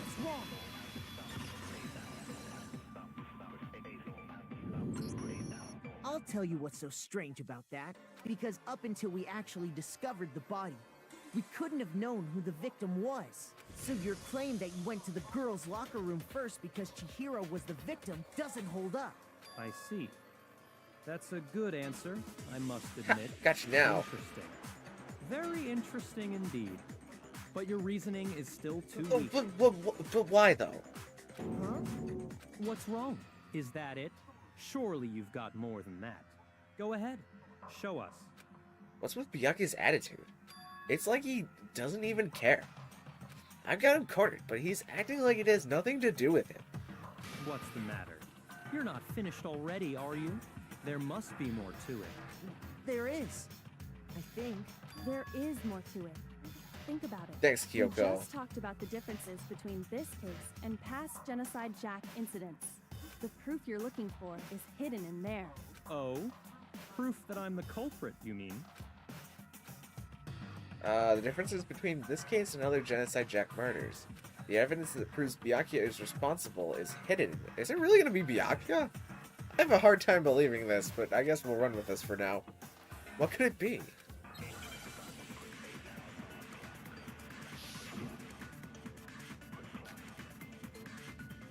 We don't really have any other information that it's anybody else, though, except maybe Celeste. The difference between the cases?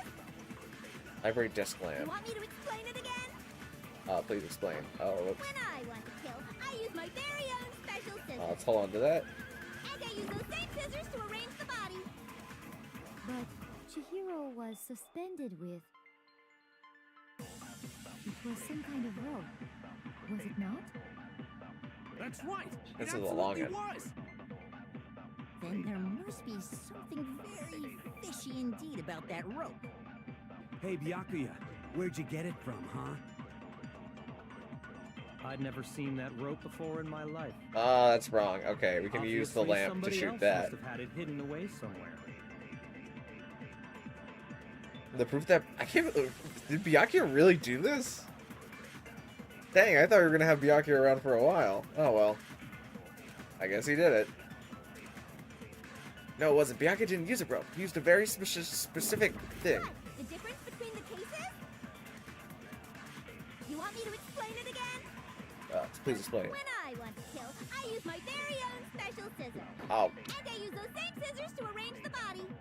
Oh wait, where's? But Oh wait, how do I get rid of Chihiro this? was suspended with... I need this instead, not the other thing. Was it not?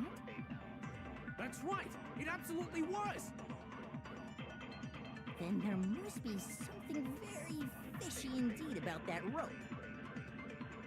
Hey, Byakuya, where'd you get it from, huh? I'd never seen that rope. Wrong. Ah.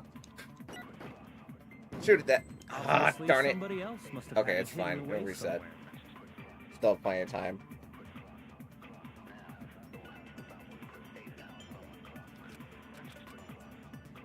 I'll shoot it this The time. difference between the cases? Alright, can I hold B? You want me to explain Okay. when I want to kill, I use my and I use those same scissors. But Chihiro was suspended with... It was some kind of rope. Was it... That's right! It absolutely was! Where'd you get it? Then there must Where'd you be get it? something very fishy indeed about that. Hey, Byakuya, where'd you get it from, huh? Or maybe I'd never seen that rope. shoot it there. Ah, that's wrong! No, it's wrong. You're a liar! You lie! Actually, Why you I'm always pretty sure lying? you have seen it before. Because you see, that rope, or should I say, that extension cord? What? An extension cord? A cord for extending, Byakuya, in fact. You've used the extension cord in the library more than once, haven't you? And the same You also extension used it cord really that was in the stupidly because you library could have all put it in this front of the time? desk instead of on the side of the desk, and like, it could have. Whatever. Went missing after the murder. And there's no way someone who uses that extension cord as much as you do wouldn't discover that fact. And Byakuya must be the one who took the extension cord. I can't imagine any other possibility. That's really what you think? Then your conclusion is something like this? I killed Chihiro in the girls' locker room, then hung her up. Let's not jump to expectations here.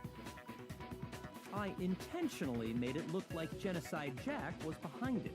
Is that about right? He's doing it again. He's totally calm, totally unconcerned, as if he's not even involved. Wait, not even involved? What's wrong?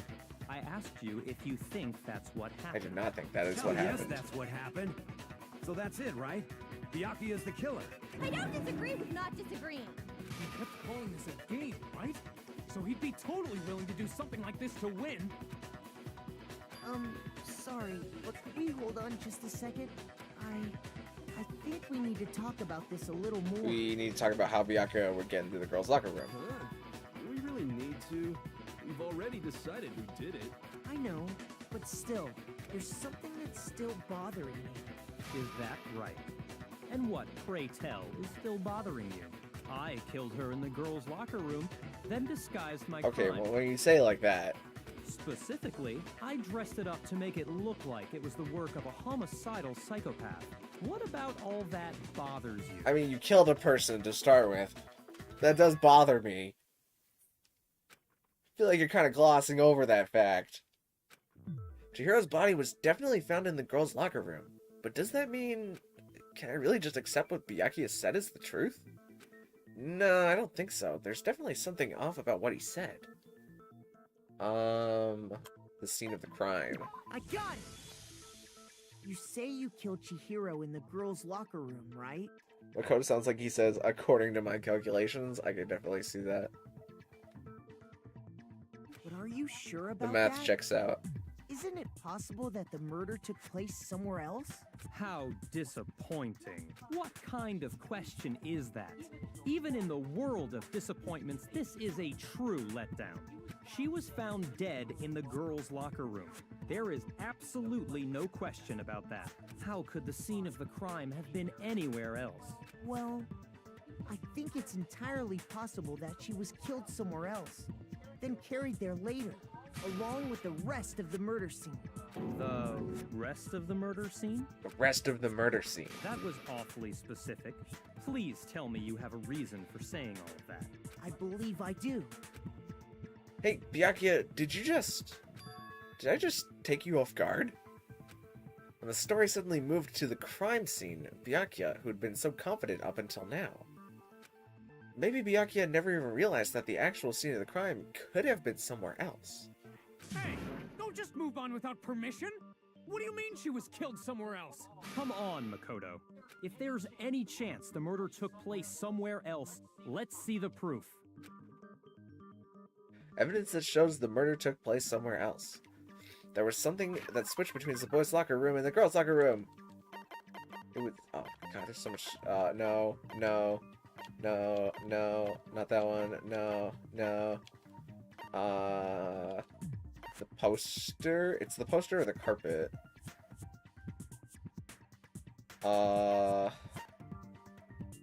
Specifically the murder, because of the blood, we're gonna go with the posters. I got it! The proof that she was killed somewhere else is the poster that's hanging in each locker room. Your proof is some posters? The poster in the girls' locker room was a picture of a big-boobed supermodel. Alright, Makoto, I feel like you didn't have to pronounce it like that. Why would the girls' locker room have a poster like that? I bet those massive jugs of hers were totally fake! Meanwhile, the boys' locker room had a poster of the super popular boy band Tornado. Again, that doesn't really seem to belong in a boys' locker room. So you're saying that maybe the posters were switched? And there's one other thing I noticed about the locker rooms. You know what I'm talking about, right, Sakura? You're referring to my protein coffee, aren't you? Protein coffee? While I was in the girls' locker room earlier, I spilled some protein coffee on the carpet. But I noticed that after the murder, The stain had been totally scrubbed away. No, it's not that the stain was scrubbed away. It was moved. Whoop, past it. Boys' locker room carpet. The stain on the girls' locker room carpet wasn't scrubbed away. In fact, I found it on the boys' locker room carpet. That's definitely the stain from my protein coffee. Then, does that mean that the carpets were switched too? But why would anyone do that? To move the murder scene from one locker room to the other. It's certainly plausible, don't you think? In other words, in order to completely swap the scene of the crime, the bloodstained poster and carpet were moved along with the dead body. By doing this, the killer was able to change the entire room where the murder took place. I can certainly follow your reasoning, but why would the culprit bother doing that? Huh? Why would they go through all that trouble of switching the scene of the crime? Actually, an even bigger question. If the murder did take place in the boys' locker room, then how did Chihiro get in the boys' locker room in the first This is the place? big twist. To get into the locker rooms, you have to swipe your e-handbook across the card reader device. But Chihiro's handbook should have only allowed her access to the girls' locker room. She had no way to get into the boys' locker room to begin with. No, she did have a way, and I can tell you what it was. I highly doubt that. Can? Shut up! I'm telling you, I know how she could have done it. Is he right? Could Chihiro really have gotten into the boys' locker room somehow? I need to copy something. Broken e-handbook. Okay. I'm gonna assume. Really I'm gonna assume that if it gives me a bullet, I don't need to copy anything. So let's carry this for a bit. Could Chihiro really have gotten into the boys' locker room somehow? Ah! I got it! She must have hacked her e-handbook. Maybe? No. Can you prove that contradicts what I said? I thought I did. If it's broken, then I guess they're unhackable. Is it really possible? That wasn't a bad idea, though. Could Chihiro really have I don't gotten think. into the boys' Okay, locker room knowing what I somehow? actually know, that was actually a dumb play. She must have hacked her e-handbook. She was the ultimate programmer, after all. I'm sure that would have been no problem for her. No, I don't think that's it. She used the thing that was in the main hall. In the main hall. Oh, he knows about the books. I'm talking about Leon's handbook. That one? Yeah. No, it's wrong. It wasn't Leon's handbook, though, because Leon's handbook is broken. No, I don't think Chihiro used Leon's handbook. And the other two are girls, and Juko and Sayaka. Why not? Because Leon's handbook was broken. Oh. Well, then, yeah, I guess that'd be pretty impossible, huh? I am struck silent by how quickly you gave up. Plus, isn't there a regulation It's against hard not to using spoil. someone It's else's taking handbook? everything in me. Well, keep it up. You're doing great. Actually, the rule states that loaning your handbook is prohibited. It says nothing about borrowing one. In other words, you could borrow a dead person's handbook all you want, and you'd be safe. Yup, yup, yup! Hit the nail square on the noggin! Of course, if it were broken, that wouldn't make any sense anyway. So then, she must have hacked hers, like I said. She used her ultimate programmer skills and... You can't fix an e-handbook! The instant you open one up, a security buzzer starts blaring! So, if she didn't use Leon's handbook, and she didn't modify her own handbook... Maybe Mr. Naegi's initial assumption is just wrong? No, you're Seems like stupid. there's Bam, no bam, way bam, she bam, bam, could've got bam. into the boys' Got locker him. room. So I guess so. Okay then, I vote for Byakuya. Is that it then? Chihiro was killed in the girls' locker room, and Byakuya is the one who did it? Really? But still, I don't know what else I can do. Hold on a second. I agree with you, though. I think you're on the right track. What the? You finally decide to open your mouth, and that's what you've got Yeah, to say? because I'm epic. There's Kyoko, no way she keep could get in talking. the boys' locker room, right? So, Why are you so sure she couldn't get in? There's still one other way she could have gained access. what? What are you talking about? What other way is there? Well, to explain that, why don't we take a little break from the trial? I'd like you all to come see something. Wait. Just what do you think you're doing? Don't worry. This'll make the whole trial more exciting. I'm sure that thought must please you. Huh? It'll make things more exciting? Well, all right then. I declare an official class trial recess. For real? Now then, what is it you want to show us? It better not be boring or I'll be very unhappy. Oh, I have no doubt it'll meet your lofty expectations. So, shall we go?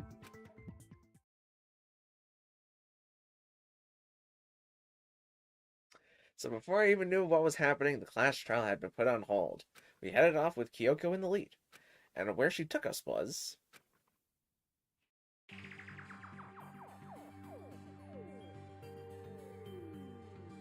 The girls' locker room? We've already searched this place top to bottom. What are you trying to pull, Missy? I'd like you to examine the victim's body one more time. You want me to check it again? Be sure to examine the entire body very carefully. Take your time. So, I think I know what they want me to figure out. I'm just not exactly sure how they want me to figure it out. Because there's a very immediate way to figure out what they want me to figure out, but I don't think I can do that. Like, morally, figure it out that way. Probably best if I don't run my hands all over a girl's dead You don't have to worry about that, Taka. It's not that I'm freaked out or anything, it's just based on religious grounds, you know? Very well. I'll... But you're a girl. You shouldn't have to touch a dead body. Just let one of the boys do it. No, it's okay. I think Chihiro would rather have a girl examine her. That statement might technically be true. So just leave this to me. Sakura. What is this? Some kind of secret girl-on-girl action? Is that what you two are about? That's not exactly. it at all. Stop screwing around. Okay, here I go. I'm sorry, Chihiro. Please excuse the intrusion. Putting her hands together in a brief prayer, Sakura began to quietly examine her body. Be sure to check her entire body, and I believe we will solve this. Wow, we're really going there, huh? Her entire body? I know you say that, but... What? This is... What is this... What is it? What'd you figure out, Sakura? Not possible. It's not possible. Sakura's eyes were staring wildly at Chihiro's lifeless form. Her massive frame trembled. This girl is... Not a girl. Is what? Is a boy. Ah, I see. So That's the big twist. he was actually a he. Interesting. Thank you for confirming this fact. What? You're joking, right? I wouldn't joke about this. Then it's really true? Chihiro was A guy. guy? Oh, what? You guys didn't know? Heck, I knew that right off the bat. That's why Chihiro had all. That's why Chihiro didn't hang out with the girls and like to hang out with the guys. That's why Chihiro had the complex about being stronger, is because everyone just assumed him to be a girl because he wasn't that strong. So he wanted to get stronger. He was a cross-dresser? Oh, I'm really on fire! I wish I had killed him! So that's what Kyoko wanted to show everyone, huh? Interesting. Yes, that certainly does make things much more exciting. Now let's ride this wave of excitement back to the courtroom and get back to the trial. Ahem. I do apologize for keeping you waiting. Now then, let's resume the class trial. We've all just learned of the shocking revelation that Chihiro was actually a boy. Let's pick up from there. Yes, well, I don't know his reason for hiding it, but the fact Oh, is, and I had to change all the Chihiro pronouns in my was not head. a girl, But a boy. Recomputing. To think that Chihiro was actually a guy. The thought had never even crossed my mind. And because the victim was male, he would have had no problem gaining access to the boys' locker room. Assuming his handbook did, in fact, list his gender as male, then yes, that would be true. Of course his handbook said he was a boy. He dressed like a girl, but he was a boy through and through. So then, there should be no issue with Makoto's initial assertion. The victim was killed in the boys' locker room, and was then later moved to the girls' locker room, and the killer could have easily used Sayaka or Junko's handbook to get into the girls' locker room. So Chihiro really was killed in the boys' locker room? I still don't understand the motive for moving the body, but yes, that does seem plausible. Because the motive just must simply be that it was a guy, right? I can't really pinpoint any of the guys though right now. Well, I must admit, I did find it rather odd. I knew he felt a little off. There was a certain incongruity to his female body. This is the most titillating situation! Alright, your choice of words is a little disturbing there, Genocide Jill. Probably So the most now disturbing part about you everything now that I has think about been it. Connected. All the mysteries have finally become clear. Okay, well, connected or clear or whatever. We still think you're the killer, remember? Very interesting. This has become very interesting indeed. He's off in his own little world. What about you, Makoto? After everything we've learned, do you still think Byakuya's the killer? Well, without a doubt, Byakuya is the one that made Chihiro's death look like Genocide Jack did it. Why would Byakuya...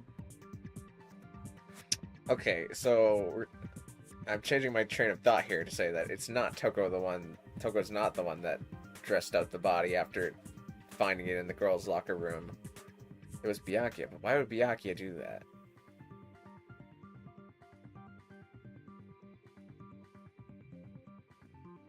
Because he needed Toko to admit that she was Genocide Jack? But I think he might not actually be the killer after all. What? But aren't you the one who accused him in the first place? Well, people change, okay? I've figured new things out. Going about all this, like he's enjoying us solving the mystery. The way he's acting, it makes it seem like it doesn't have anything to do with him. And you think that might be because it doesn't have anything to do with him? Plus, the evidence he left behind was a little too... how can I put it? Overt. He consciously chose to use the extension cord, knowing it could connect him to the murder.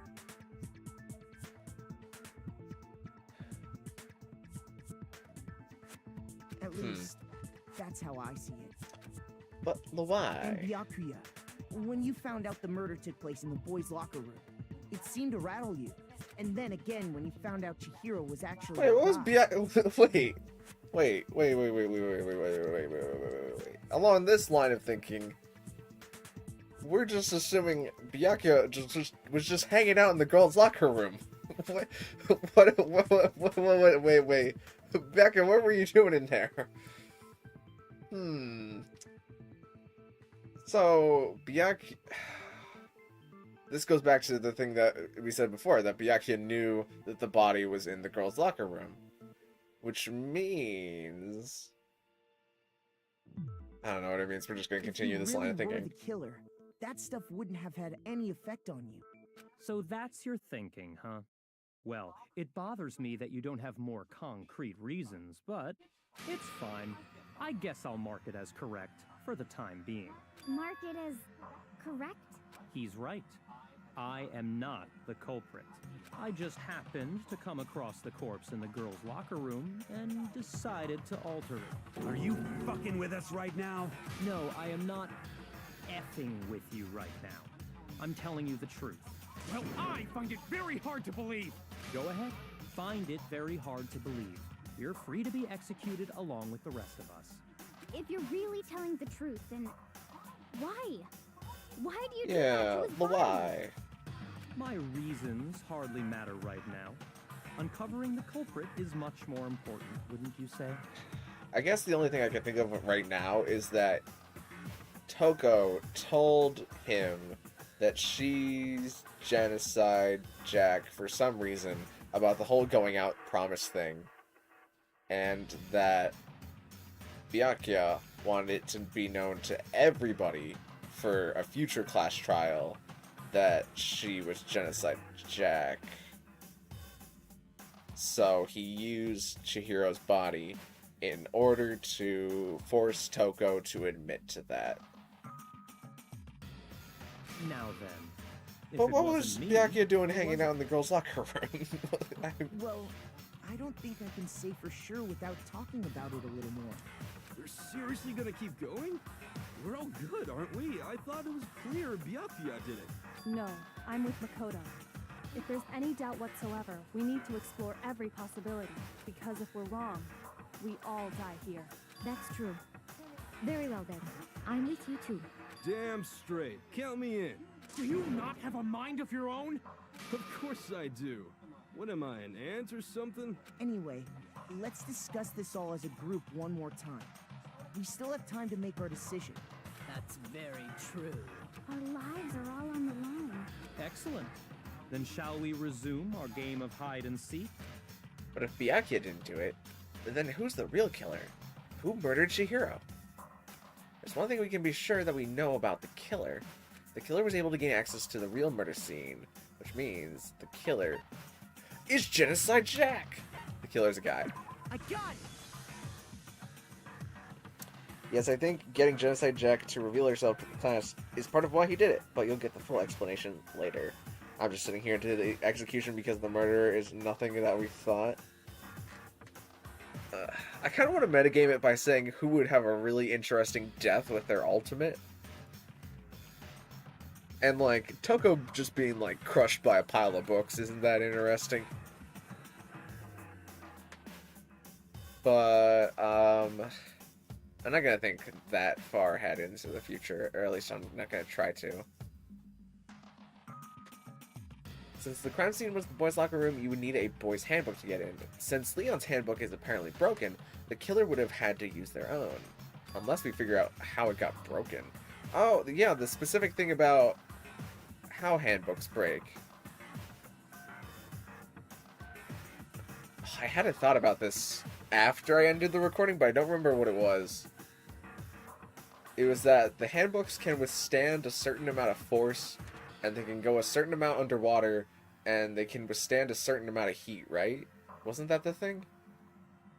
They'll explain it to me. I forget. But that's still not enough. I need to find some more clues.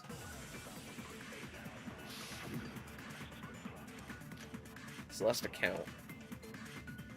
Celeste account. Okay, I guess we're moving in a different direction for now. Isn't there a single clue that might lead us to who did it? Oh. Well, clues are one thing, but...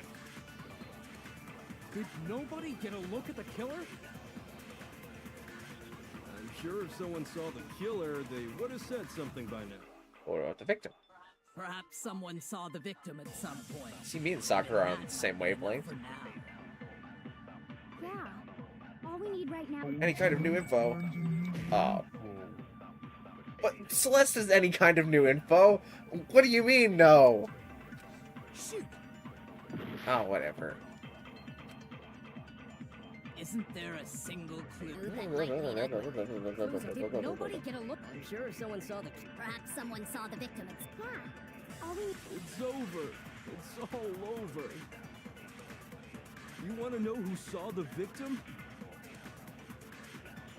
The killer. And no, and only the killer's wrong. No, it's wrong. Okay, I guess this one was a little long. I should have waited it out, maybe. Just to see all the results. I believe someone else did see the victim before he was murdered. What do you think, Celeste? Now that you mention it, yes, I did see him. Huh? Really? Oh, But I suppose only Makoto knows about this. The rest of you had no idea, did you? That is why you're all making such ugly noises. Whatever! Just hurry up and tell us! It was last night, right before nighttime. I saw Chihiro in the dormitory warehouse. I saw him stuffing a track jacket into a duffel bag, and then, I assume, he headed off to exercise. A track jacket and a duffel bag? But we didn't find anything like that at the murder scene. It seems likely that the culprit destroyed them to get rid of any evidence. And that is when he said something that struck me as rather odd. Well, I better get going. Kind of in a hurry. In a hurry, as in to meet with somebody? But why would he be in a hurry? Only if someone were waiting for him, I should think.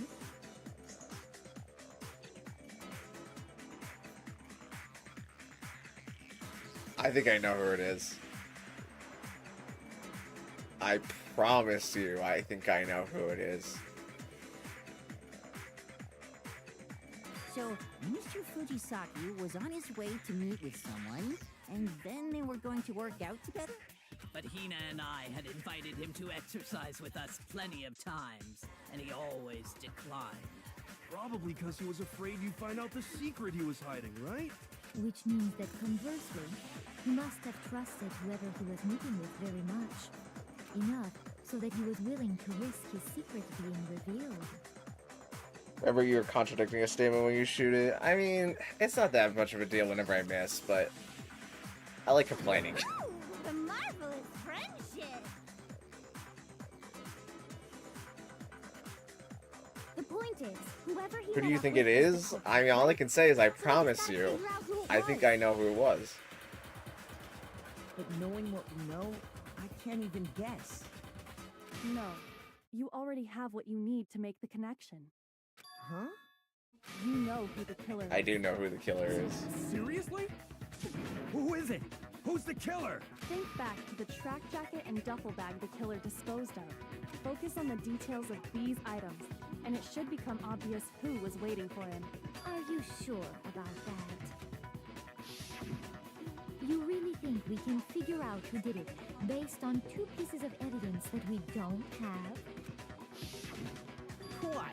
You want to track down some fingerprints or something? Even if we had the equipment for that, we wouldn't know how to use it. As was noted, the evidence is already gone. There's nothing to get fingerprints from. Maybe, but we can make certain inferences if we just take the time to talk it out. Easy for you to say, but fine. Celeste, did you notice anything special about the bag or jacket? The bag was just a normal duffel bag from the warehouse. All the bags in there are the same, so I can't imagine what would make that one special. Well, if I remember right, there was a decent variety of tracksuits to choose from. Do you think there might be some connection between the culprit and Chihiro's jacket? Perhaps. Let's explore that. I'm not exactly and talk a sure where bit the more jacket about the stuff is jacket going, detail. but well, we'll see. Does Chihiro's track jacket really hold some clue about the killer? Somehow it's really hard to believe. What's my bullet? Celeste account. Do I need to? I need to copy something, probably, don't I? First of all, we know where Chihiro was Oh, headed. this is a long one. He was on his way to go exercise. Okay, that's true enough. So next we have to ask, why did he choose the specific tracksuit that he did? What do you mean, the specific tracksuit? I got it! He picked that tracksuit because it matched the one the culprit was wearing. So, what you're saying is... Wait, what? The killer was wearing the same blue tracksuit as him? My tracksuit is black. I don't even have a tracksuit. Because exercising sucks. I have a white tracksuit personally. I got it from the warehouse, if you must know. Did any of that really help us get any closer to figuring out who the culprit is? No way. Not a chance. I think I need to copy blue tracks and then shoot Mondo's black one. I don't know why, though.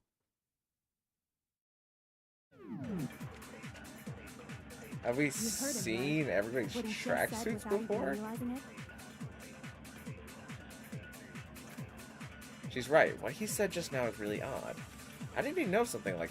How did he know something like that? Ah, I get it, I get it, I get it, I get it. First of all, we know where Chihiro I get it, I is get it, I know, I know, I He know, was on his I way to know! exercise. I figured it out!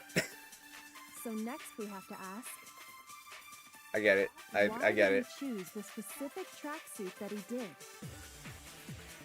What do you mean, the specific tracksuit? Wait, I lost it, hold on.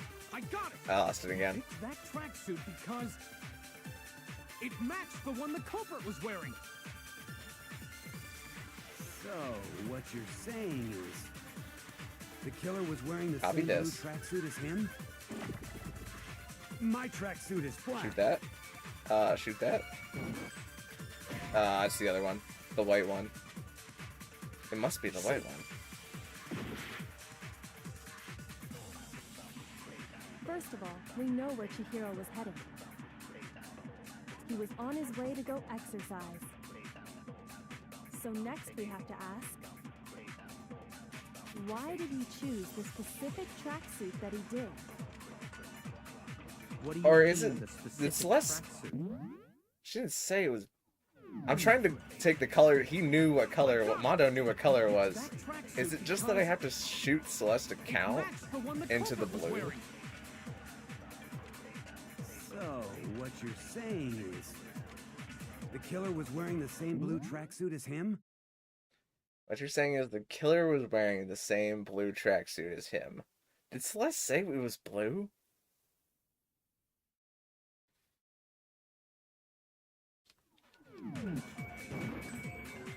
Oh, okay. No, it's wrong. I was making it too complicated. Hold on a second, Mondo. What did you just say? Huh? What'd I say? When Celeste testified a few minutes ago, she said... I already forgot. My short-term memory loss kicked in. I saw him stuffing a tracksuit into a duffel bag, and then I assume he headed off to exercise. She never said anything about Jacket's the color. jacket's color. So why did you say Chihiro's blue tracksuit? What are you? You just... Hey, Celeste. Yeah, it's Mondo. What color was Chihiro's tracksuit? And I think I know why it As was a matter Mondo. of fact, it was blue?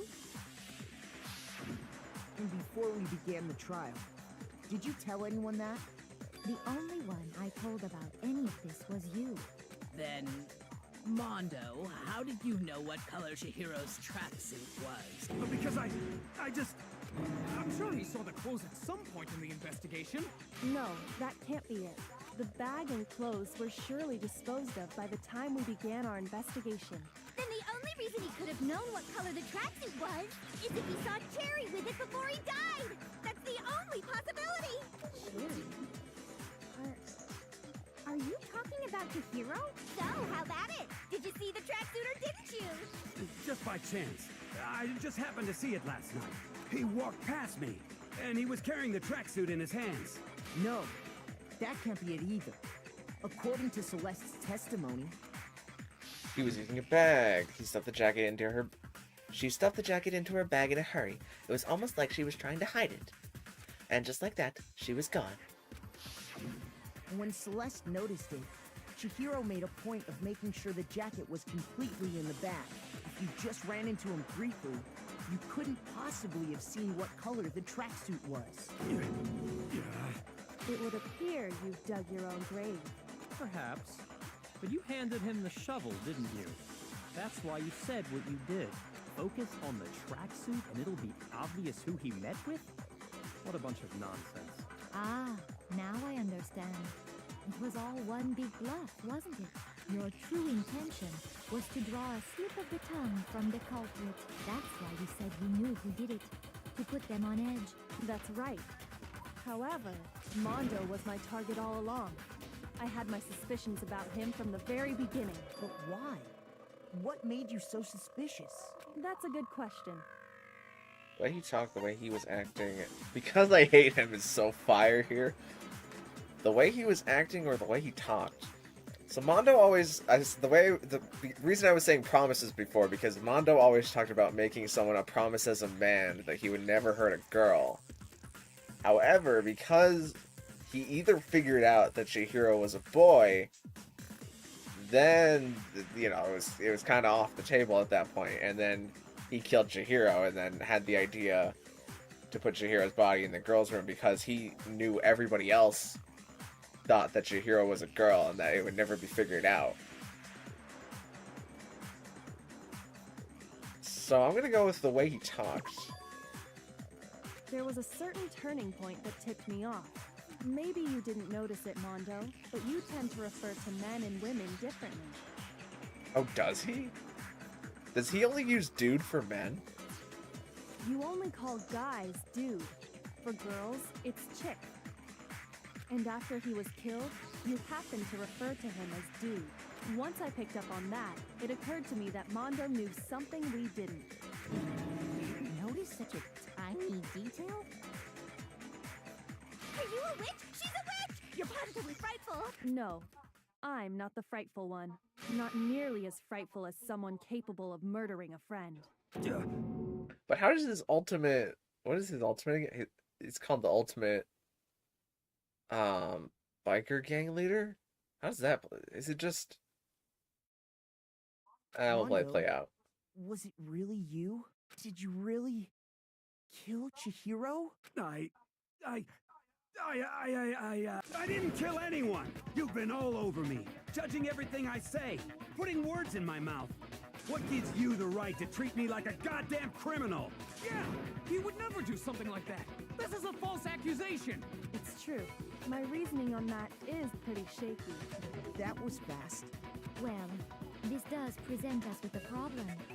It seems we are all out of leads. This is not a copy and shoot debate. Read the bullets you have before proceeding. You can check a bullet before the argument repeats. Oh, so you only use the copy ability in specific instances. Okay. That makes sense. My time has nearly come. That's what my little ghost friend is telling me. Oh yeah, that reminds me. Hifumi, weren't you telling me you found some evidence? Was he? I need to plug in my phone then I'm using to read chat. Let's all agree Chihiro deserves better. I mean, we all deserve better. We're all stuck here. Really? What kind of evidence? Actually, you know, now that I'm thinking about it here calmly, it might not be all that relevant. What would Mondo's... What would his greater motive be? Because I feel like there's just the opportunity to kill is not going to be the thing. The opportunity presented itself. What would Mondo's motive be? Jeez, does your confidence just get up and walk away? It's fine, man. Just tell us. Wait, what if this is absolutely crazy and I don't think it's actually the thing? But what if Mondo is actually a girl? That would be crazy. It's just double twist us like that. Then, That would be wild. here it is. What do you have there? It happens to be an e-handbook. I found it laying on the ground, so I scooped it up. Found it on the ground, right? Then it must belong to... Chihiro? I got it! We know Chihiro's handbook was missing from the scene of the crime, right? For a fact. For a fact indeed. I was totally sure I'd found it. Then it must hold some clue about the culprit, right? Well, that's what I was hoping. But it's busted. It won't even turn on. I imagine the culprit broke it to get rid of any evidence after the Okay, so murder. we're gonna dive into how you break these things. That's odd. I didn't think the handbooks were quite so fragile. You're right. They're not. They're totally waterproof and shock resistant. It would take an awful lot to break one.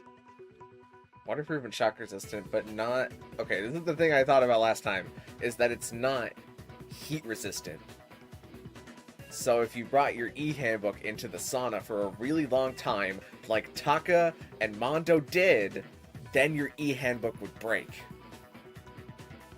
And so therefore Mondo's e-handbook is actually broken, and he put his in the mailbox and has been using Leon's or something like that. For all your confidence, that is a remarkably But the fact that there's two of them broken makes me think that it's Taka and Mondo's. And they each broke each other, and one of them is using Leon's. I guess they've been trading Leon's as the storyline I'm running with right now. Do you think there might be some kind of mystery in there somewhere? How precisely did the handbooks get broken? How did the handbooks break? There's only one possibility. By hitting its weak point. That's the weak point. You already told us before that the handbook has one weak point, didn't you? Yeah! You remember that? Sure, maybe I let that slip, but I never told anyone what the weak point actually was. But if the handbook is supposed to never break, and two of them broke in quick succession, then we can only assume that someone's figured out its weakness. You know what the weakness is, right, Monokuma? So, what is it? Huh? You're asking me? I think it's a necessary piece of information if you want this to be a fair trial. But if I tell you, and someone else decides to copy it, that would be very not good. Just tell us already. Why would we want to break our own handbooks? Oh well. But also, if we all die because the trial doesn't work, then the school is over and it doesn't matter about the handbooks anyways. Then allow me to make a special announcement. The weak point of my cutting-edge e-handbook is when it's exposed It's to heat. high temperatures I for called too it. long, It's heat. it will suffer a meltdown and totally break. I flippin' knew it! You knew it? Yeah, because I found the handbook laying on the floor of the sauna. The temperature in the sauna can reach over 200 degrees. Strange how you don't get burnt, huh? It's because as your sweat evaporates, it creates a cooling layer of air around your skin. If the hot air of the sauna were somehow pushed directly onto your skin, you'd definitely get fried. That layer of air would get blown away. That's why you may feel a Like a French burning fry. when you move around. So when you're in a sauna, make sure to keep nice and still. Interesting. I learned one new fact today. That is a mere trifling speck of knowledge. Anyway, if you found the victim's handbook in the sauna, then the killer must have been purposely trying to raise its temperature in order to break it. Meaning the culprit somehow knew its weakness. But how'd they find out? Monokuma said he didn't tell anyone, right? Indeed. Quite the mystery. What if they found out by accident? What do you mean by accident?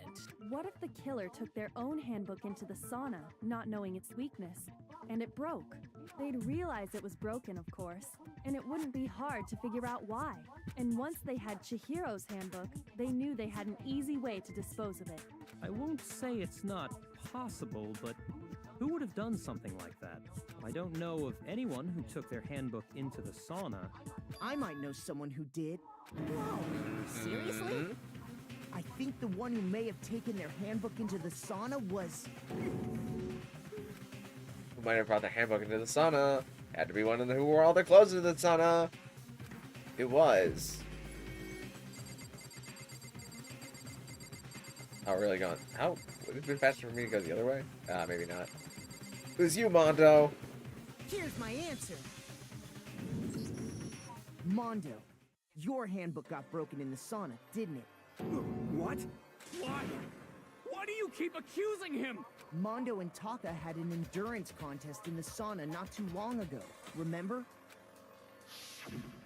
And for the contest, Mondo just so happened to keep his school uniform on. But little did he realize, he'd also left his handbook in one of his uniform pockets. And when it was all over, Mondo discovered that taking your handbook into the sauna could easily destroy it. No, wait, hold on. You've got it all wrong. He would never kill. I don't accept this. I don't know, Taka. The actual solid proof. I mean, I don't want to believe it either, but I found something that proves it beyond a shadow of a doubt. Did? Oh, we got a lot of bullets.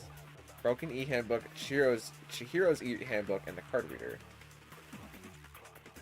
Let's test Makoto's assertion.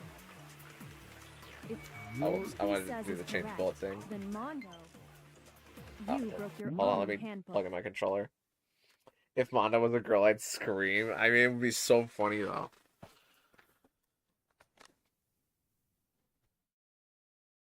What a double twist. Sour Patch Kids are great. I love Sour Patch Kids.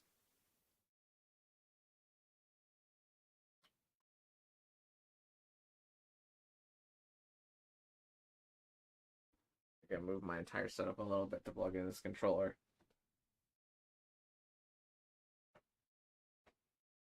Okay, sound quality is probably going to be different, but there's not much I can do about that.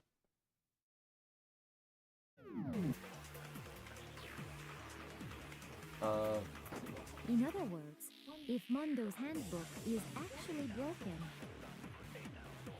then that proves that what Makoto said is right. Let me... Well, my goddamn handbook works just fine. Broken e-handbook back in? See? Look!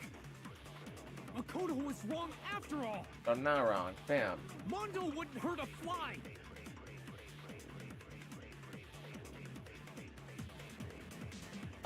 Mondo's e-handbook doesn't work just fine. So it must be the broken one.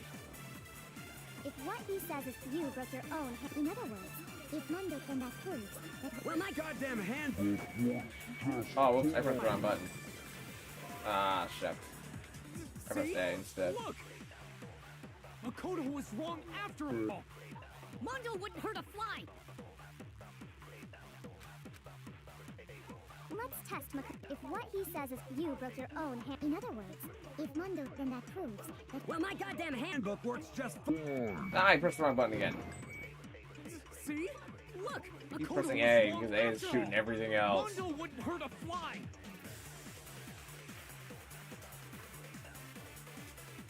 Come on, this handbook broke during your sauna meltdown. If I can just prove it. Let's test Makoto's assertion. If what he says is you broke your own hand... In other words, if Mondo, then that proves that... Well, my goddamn handbook... No, it's wrong. No, you're stupid. Got him. Mondo, the handbook you have right now, is it really yours? The fuck is that supposed to I mean, can you like turn it on and it has your name on it? What do you The think? handbook that was in the main hall. Isn't that one actually yours? What the heck are you talking about? What I mean is, I think Mondo swapped his handbook out for one that actually works. I think he took Leon's handbook and replaced it with his own. After all, Monokuma said himself that Leon's handbook never should have broken. That's right! The punishment it suffered wasn't nearly enough to destroy it. So then, the broken handbook in the main hall is actually Mondo's, which would mean that the handbook Mondo has right now is actually Leon's, yes? But doesn't that violate the school regulation that says loaning out your handbook? Oh my god, you know, we've been over this. Well, here's how I look at it. There is a rule about loaning your handbook to another student, but if they're dead, they're not a student. It's kind of a gray area, I admit. But no worries. If anything, it just makes things more interesting. As such, I decree that exchanging handbooks with a corpse is not a violation of the rules. Well, Mondo, if I'm wrong about this, you're welcome to say so. I'm happy to admit I made a mistake, but... Son of a bitch! What's wrong, bro? Come on! Tell him he's wrong! You are wrong! You have to be wrong! Everything you just said is wrong! You made it all up! Okay, then why don't we look back on this case one more time, from the beginning? That way, everything will become clear. and we'll all see if I was right or wrong. Closing argument. Begin. So first off, Chihiro was in the place with boxes, and Celeste was like, hey, what are you doing in the place with the boxes? And Chihiro was like, he's just grabbing this bag, and then, I don't know what this one means, but there was a slight view of the bag. That goes here. And then Chihiro was like, put the stuff in the bag, bye, and said bye. And then went later on, used the handbook, and then entered the locker room. And Chihiro saw that Mondo was in there, and Mondo knew that Chihiro was a guy. And then Chihiro says something, I don't know. And then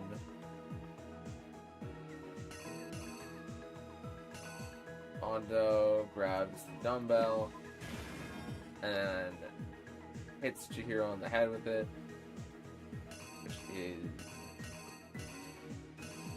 oh, there's a lot of stuff here.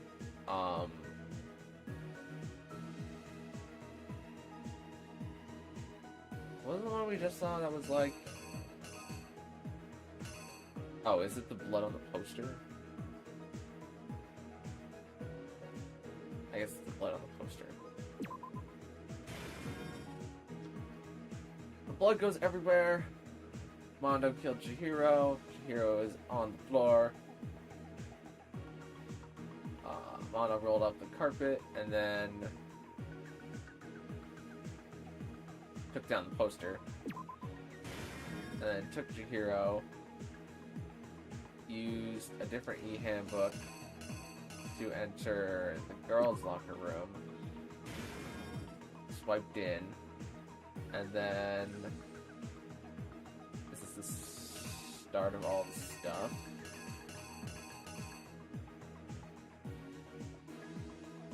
Oh wait, should I have used this bloody dumbbell back here somewhere? Nah, it's right here. I think that one's a fake. Did I use take down the poster? I thought I did. Oh, is this... oh, one of these is taking down the poster, one of these is putting back up the poster. But I don't know how to tell which one is which. Okay, I'm gonna go with this is taking it down and this is putting it back up. Could be either or, though. What is this?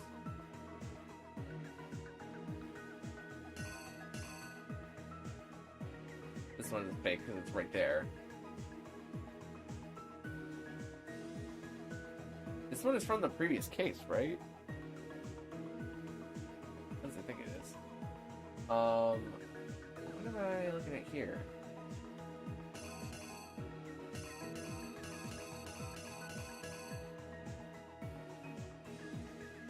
Let's go forward a little bit. Laid Chihiro down, swapped the two places. Byakuya came in, being a little devil. Knew Chihiro was here for some reason. And then he grabbed the extension cord, hung Chihiro up, wrote Bloodlust on the wall. And then in the sauna, Mondo threw Chihiro's e-handbook. And now it... oh, this is it. Now the e-handbook don't work so good. I didn't realize that's what the e-handbooks look like from the back. So then... this one that we did... what's the one that we didn't do? This one. Is it just gonna be him putting the picture back up? Yeah, he went and he got the stuff and he put the picture back up. The killer is you! First, let's take a look back to before the incident. Last night, Celeste saw Chihiro in the warehouse, correct? At the time, she was apparently stuffing something into a duffel bag. That something was a blue tracksuit. You can confirm this, right, Celeste?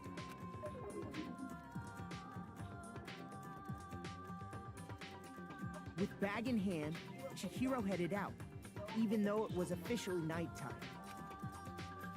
She made her way to the locker room, specifically the boys' locker room.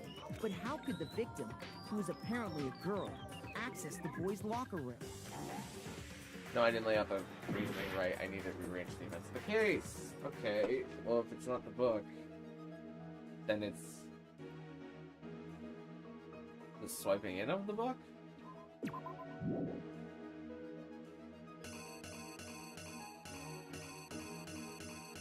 Yeah, it's the only other one that makes any lick of sense. The killer is you!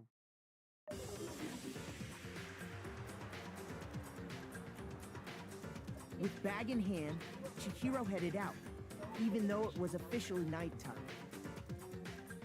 She made her way to the locker room, specifically the boys' locker room. But how could the victim, who was apparently a girl, access the boys' locker room? Simple, because she was really a he, which is why he was able to use his own e-handbook to gain entrance to the boys' locker room. Once inside, he met with someone there, and the person he met was the one who killed him.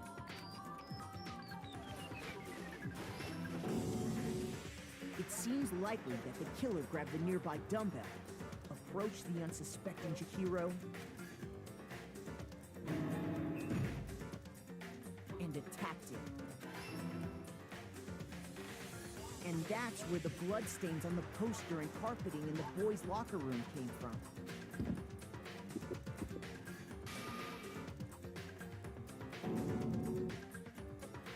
It was likely in the heat of the moment. The body was arranged, but the murder itself felt unplanned.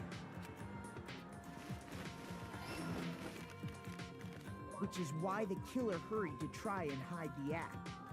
First, pulling up the bloodstained carpet, then removing the bloody poster, and finally carrying the corpse into the girls' locker room. A girl's handbook was necessary to get into the locker room, of course, but this alone doesn't prove that the killer was necessarily a girl. After all, Sayaka and Junko's handbooks had been placed in the main hall. Using one of those, a boy could get into the girls' locker room without much problem. And that's exactly how the killer did it. With the carpet and the poster they brought with them, they got to work. They changed the layout of the boys' and girls' locker room in what you might call a crime scene switch. A genius name nobody ever would have thought of. Patenting it right now. Nobody else can use that crime scene switch. That could have been the end of things, but no. Byakuya discovered the body and decided to intervene in the situation, making things even more complicated. So, after stumbling on the crime scene, he went and grabbed the extension cord from the library, and then he got to work. He used the cord to string up Chihiro's lifeless body.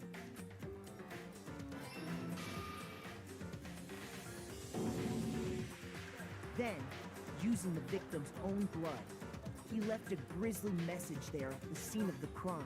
He wanted to create the illusion that Genocide Jack was responsible for the slaughter. And around the same time that Byakuya was putting together this facade, the killer, having already disposed of Chihiro's bag and other belongings, arrived at the sauna. There, they planned to destroy the last piece of evidence. Oh, looks like I hit it off too quick. That was an accident. I feel bad. And just as the killer expected, The steamy sauna was enough to ruin the electronic gadget. Somehow, the killer knew that the handbook couldn't stand up to the heat of the sauna. And the reason they knew that is because the sauna had already wrecked their own handbook. And that's how it all played out.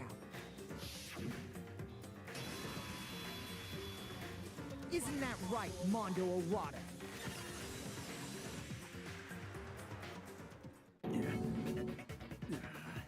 Wait. No. This can't be right. Where's your evidence? Yeah. Where's your evidence? You need evidence. You need proof. Without any proof, you can't pin any of this on him. Evidence that Mondo is the killer, that already revealed itself earlier in the trial. If I can somehow show where Mondo's handbook is right now, once I do that, everything will become clear.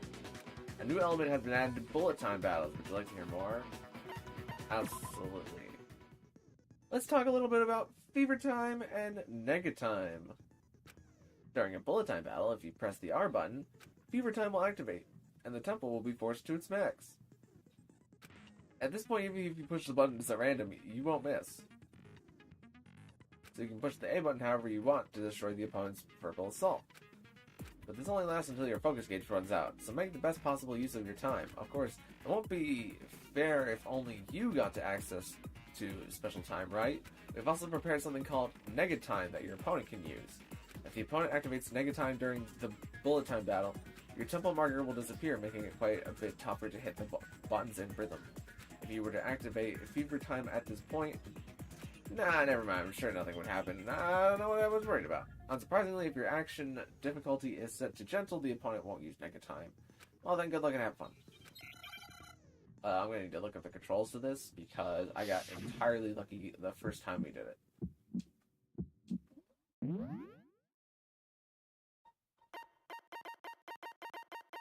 Lock A. As you continue to match the rhythm, you will have a chance to lock onto an enemy. Press A to lock. Press X to destroy it. Press the Y button in time with the rhythm to reload your bullets.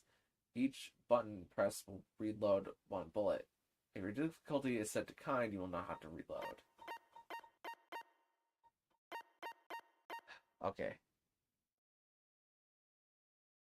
So it's A to target. Wait.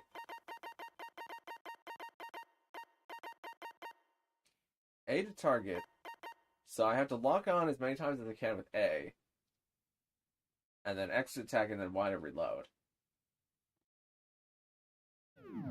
Show me some evidence.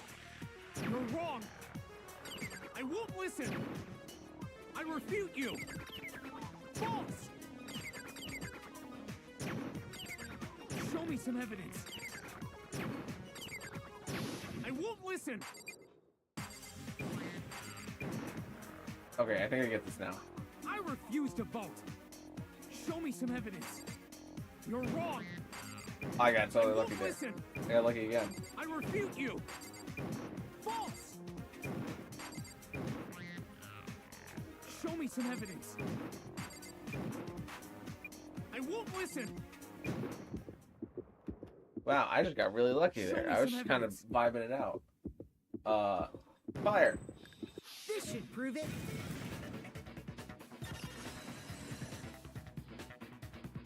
Killed him. If my thinking so far is right, Mondo must have replaced his broken handbook with Leon's. In which case, we can just check each of our handbooks right now. Once we do that, we'll... We don't gotta do that. Huh? Yeah. Yeah. I did it. I killed him.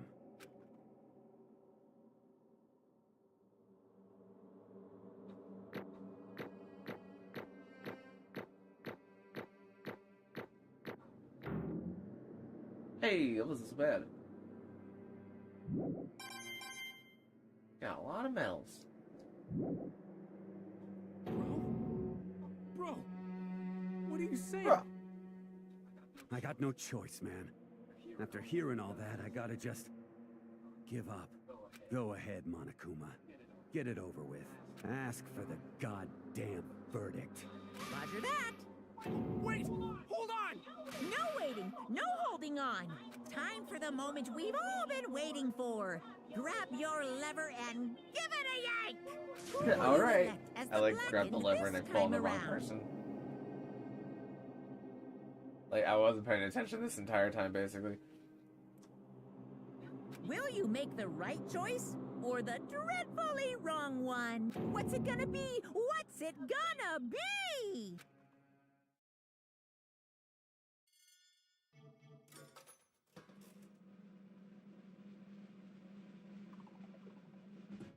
Ooh. Yeah, this gambling casino seems kind of rigged.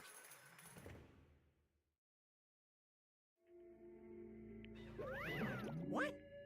Uh-oh, this time it looks like you got it right again! Yes, it is so. The Blackened that killed Chihiro Fujisaki was... Mondo Owada! In case you're wondering, the vote was not unanimous. Kiyotake chose the wrong answer. You're treading very close to the danger zone, Mr. Ishimura. You need to be more careful. I refuse to believe it. There's no way. No way he could kill someone. Sorry. What is this? Why are you apologizing? Why? Why? Why? Why did you do it? Now then. Well, it looks like Mondo's taking a vow of silence, so allow me to explain on his behalf. The story of the murder this time is the sad story of two men. Oh, but for anyone who doesn't really want to hear it, you can hit the B button to fast forward the text. Oh, I thought that was Mondo, but it's still Monokuma. Anyway, there was once a young boy, and his name was Chihiro Fujisaki. He had an extreme inferiority complex regarding his own lack of strength. You're so weak, even though you're a boy. He'd heard things like that as long as he could remember, and he couldn't overcome his weakness. On the contrary, he tried to hide and buried himself further and further into that weakness, to take on the fragile form of a petite young girl. He had chosen that as his way out. Now, nobody will be able to say anything about even though you're a boy. But no matter how tightly he wrapped himself up in that shell, the inferiority complex had already taken deep root inside of him and was not so easily weeded out. As it turned out, the shell was completely empty. The complex didn't disappear. Instead, it only grew stronger and stronger. I'm weak.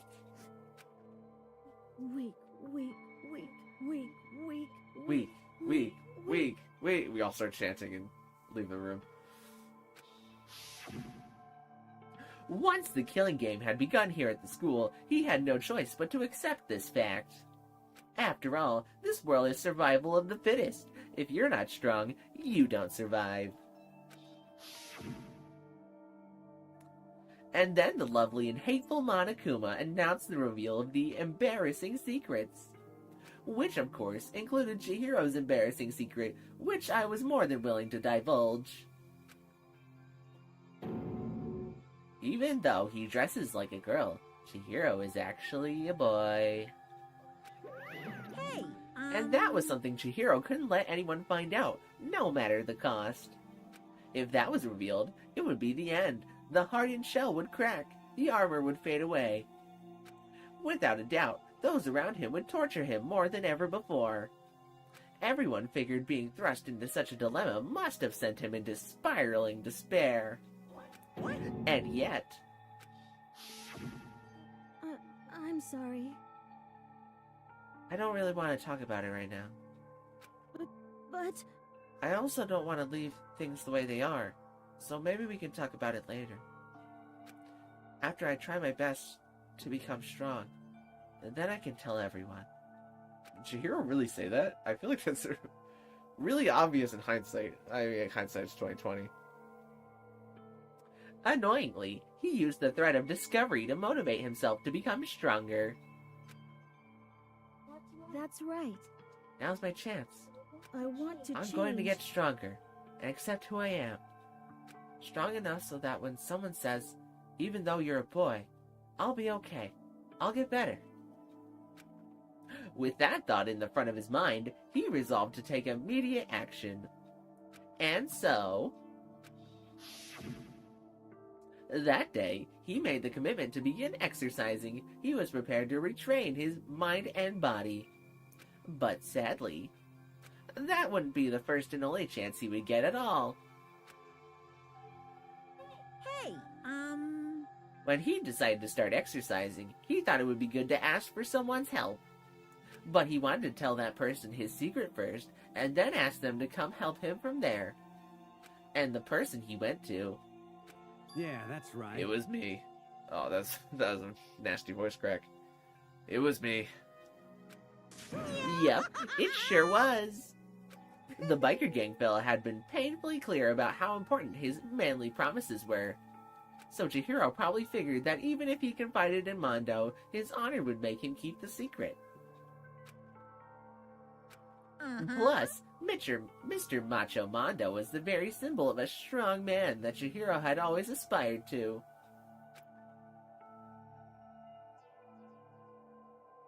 Maybe talking to Mondo about it will help give me some courage.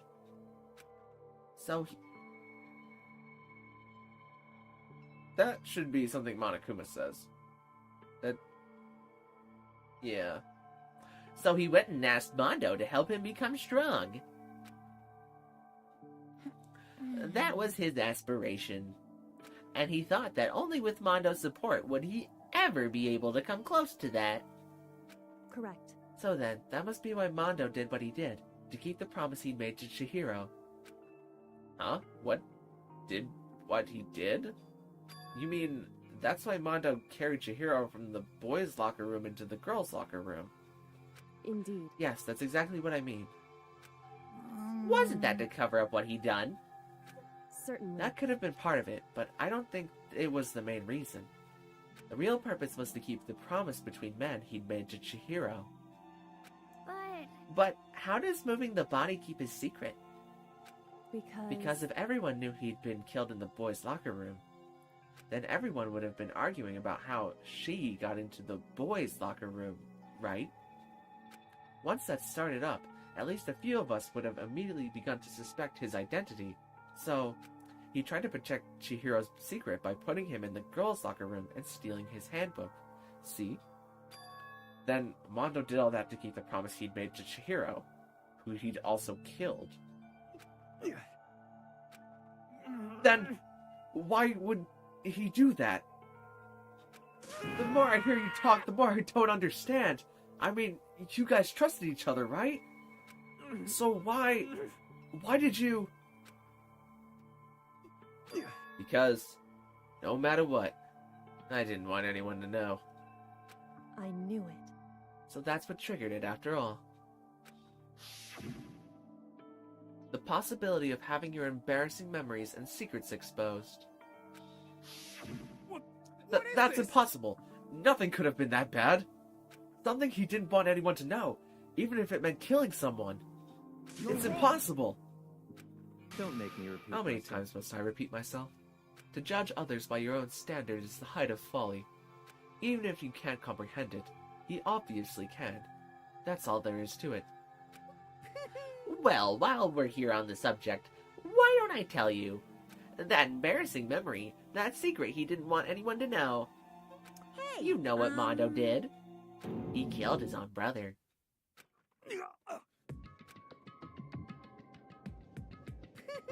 Mondo, the ultimate biker gang leader, makes all the hoodlums and riffraff across the country tremble. But the only reason he had the chance to join a gang in the first place was because of a certain someone. Mondo's older brother's name was Daya Owada. Daya? That seems a little on the nose. Mondo had nothing but respect for him. It was because of Daya that Mondo ever got on a motorcycle. Mondo's brother was his only family growing up. He was the only one Mondo could trust or respect. He wanted to measure up to his big brother, so he imitated him in everything he did. Mondo was the epitome of the star-eyed kid brother. Meanwhile, the charismatic older brother had put together a local motorcycle gang. And before anyone knew it, it had grown into the biggest biker gang in the country. Daya, the older brother, number 1 in the gang, and his number 2, his younger brother, Mondo. In the beginning, everything was peaches and gravy. But when Mondo started to think about how he would have to take over the gang from his brother someday, his brother's greatness, his reputation, began to gnaw on Mondo's very soul. The kid's gonna take over for Daya, huh? Daya created this gang with his bare hands. Mondo's just along for the ride. Could someone like that really be our leader? All that'll do is make the gang look bad. Almost every day, Mondo heard the gossip and whispers of the other members of the gang. Which is why... I gotta get stronger. Stronger than Daya. Once. Just one time. No matter what. I gotta win. He's getting a real big accent right now. I don't care what it takes. I gotta come out on top. And on the night of his amazing brother's retirement ceremony, Mondo challenged him to a street race. But during the race, tragedy struck. The kid brother pushed ahead with reckless abandon, eager for victory, and dashed into oncoming traffic. But suddenly...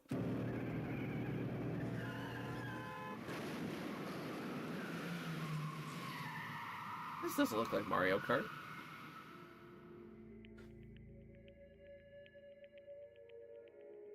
Laying in his kid brother's arms, the older brother delivered his final words. My bad, kid. I fucked up. Sorry. Of course he knew it was his brother's fault, but Daya never blamed him for what happened. Hey, kid. The rest is up to you. No matter what, you gotta keep the gang together. 'Cause it's the team you and me put together. It's a promise between men.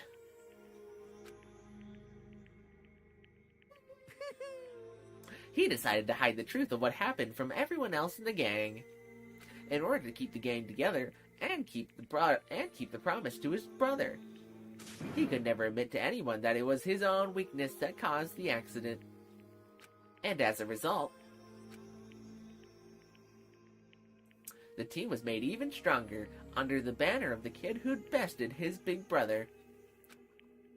Daya was gonna lose to his kid brother, so he got stupid and got himself killed. That became the explanation for what happened. Mondo's lie became the truth. He wanted to lead the team so bad, he was willing to tell all kinds of lies about his brother. I'm strong. Strong. And yet, as soon as our killing game began, he realized, no matter how tough he pretended to be, he was just another weakling that could die in an instant. And then the hateful Monokuma announced the reveal of the embarrassing secrets. At that point, it was clear I would have no problem shedding light on his secret. Mondo killed his own older brother. No matter what, I couldn't let the other gang members find out. If that happened, everything would have been ruined. Everything me and my brother would worked to create would have been destroyed. His death, all the guilt he'd been carrying around, it would have been for nothing. And that's why I... Mondo. After I saw what Monokuma had on me, my head filled up with a kind of fuzzy uneasiness, and I just started swirling around. I never felt anything like it before. I didn't know what to do about it. I wasn't sure what to think or say, but after a while, the fuzzy uneasiness turned into a rock-hard lump of anxiety way down in my stomach. And it was right around then that Chihiro asked me to start working out with him. And right there, he told me a secret. Seriously? Jesus. I'm sorry. Yeah, I'm sorry I lied to you. But why? Why now? Why are you telling me this all of a sudden? Huh? Huh? Because, I mean, you've kept that secret all this time, right? If anyone found out, you would... But... You're right, but... I want to change. I wrap myself in lies. I'm weak. I want to destroy that version of me forever. His words were like a knife in my gut. I felt like he was exposing the lie I'd been living myself. I have to change. I don't want to be weak anymore. You're so strong, it can't hurt you, right? Whatever secret Monokuma might tell us. You piece of... So what? You're saying I should just say it? What? You're saying if I really am, What? I should just be able to tell everyone my secret? Huh?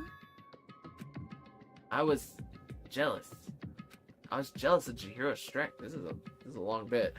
I mean, I'm glad they're explaining it in full detail and everything, but this is the longer story bit than I thought it was going to be. He had the strength to face his own weaknesses, to try and overcome it. It was the kind of strength I'd never had. So I was jealous of him. And that jealousy broke me. What? Are you making fun of me? I'm strong. Are you fucking with me right now? No. I'm not making fun of you. You really are strong, Mondo. I felt like I could hear something start to creak. Something inside my head. What did he want me to do? What was I supposed to do? Was I supposed to just sit back, let my secret get revealed, and ruin everything? What's wrong? Why did you have to tell me all that? Are you trying to rub my failure in my face? I just wanted to... No, I just really admire you. I admire your strength. Yeah, that's right. That's right. I am strong. Strong. I'm strong. That was not a good strong. I'm strong. Strong, strong, strong, strong, strong, strong. Stronger than you. You son And of a stronger bitch. than Daya. I don't remember anything after that. When I woke up again, he was laying at my feet, covered in blood. I had the dumbbell in my hand, and I was just staring at him, down on the ground. Hey! I killed him. I killed Chihiro. Even after all this time, I'm still just as weak as I've always been. And thanks to that, I did something I can never take back. He was normally so aggressive, so angry. He hid that weak side away from everyone. That was his secret. A weakness like that lived in a heart like his, and it turned him cold-blooded. God damn it, I'm good. Look at him. You see, you're all just like him. For a secret from the past, for a memory. For that, he killed another living human in cold blood.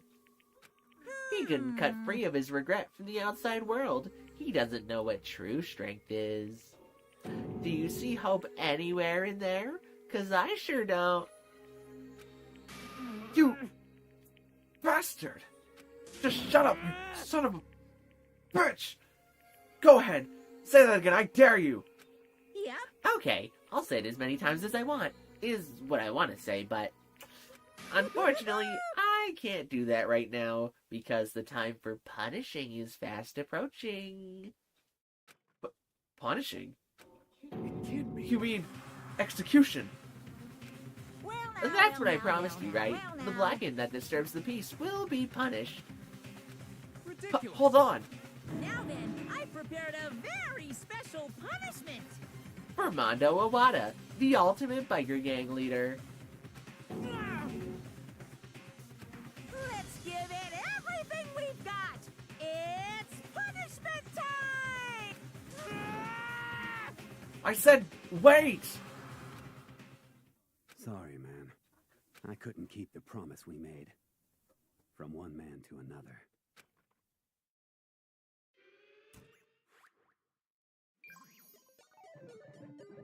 Mondo has been found guilty. Time for the punishment.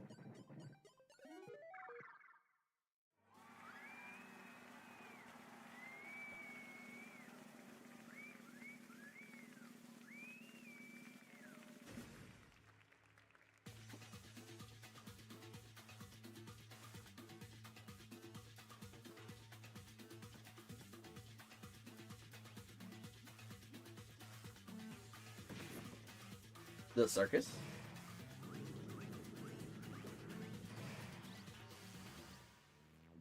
Oh, are they gonna do the thing where they ride the motorcycle around in the circle?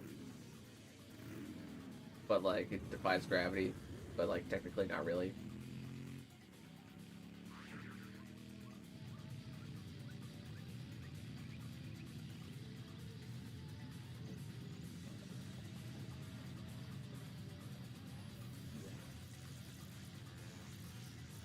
Why the electricity? I mean, the G-forces would kill him eventually.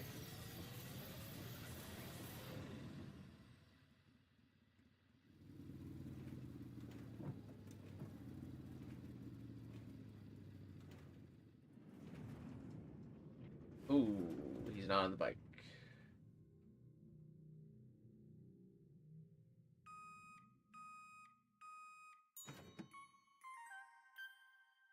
Oh,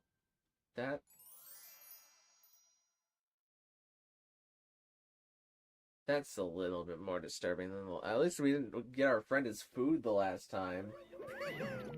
Live at death, and your soul will forever be at peace. It can't be. My brother. Another murder, and another execution. I want to feel again. Everyone's lives are taken so lightly here. I feel like I might be going mad. Maybe I'll just let it happen.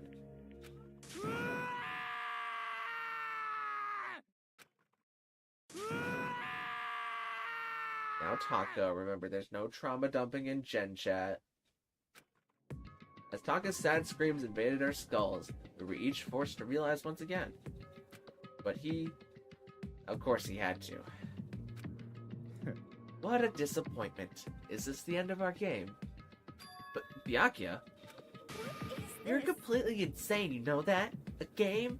One of our friends is dead. Do you realize that? Naturally. Of course I do. Because the game is life or death. Hey.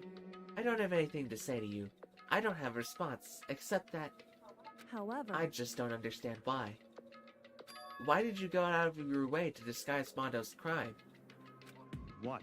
Why? Isn't it obvious? Because it made things more interesting.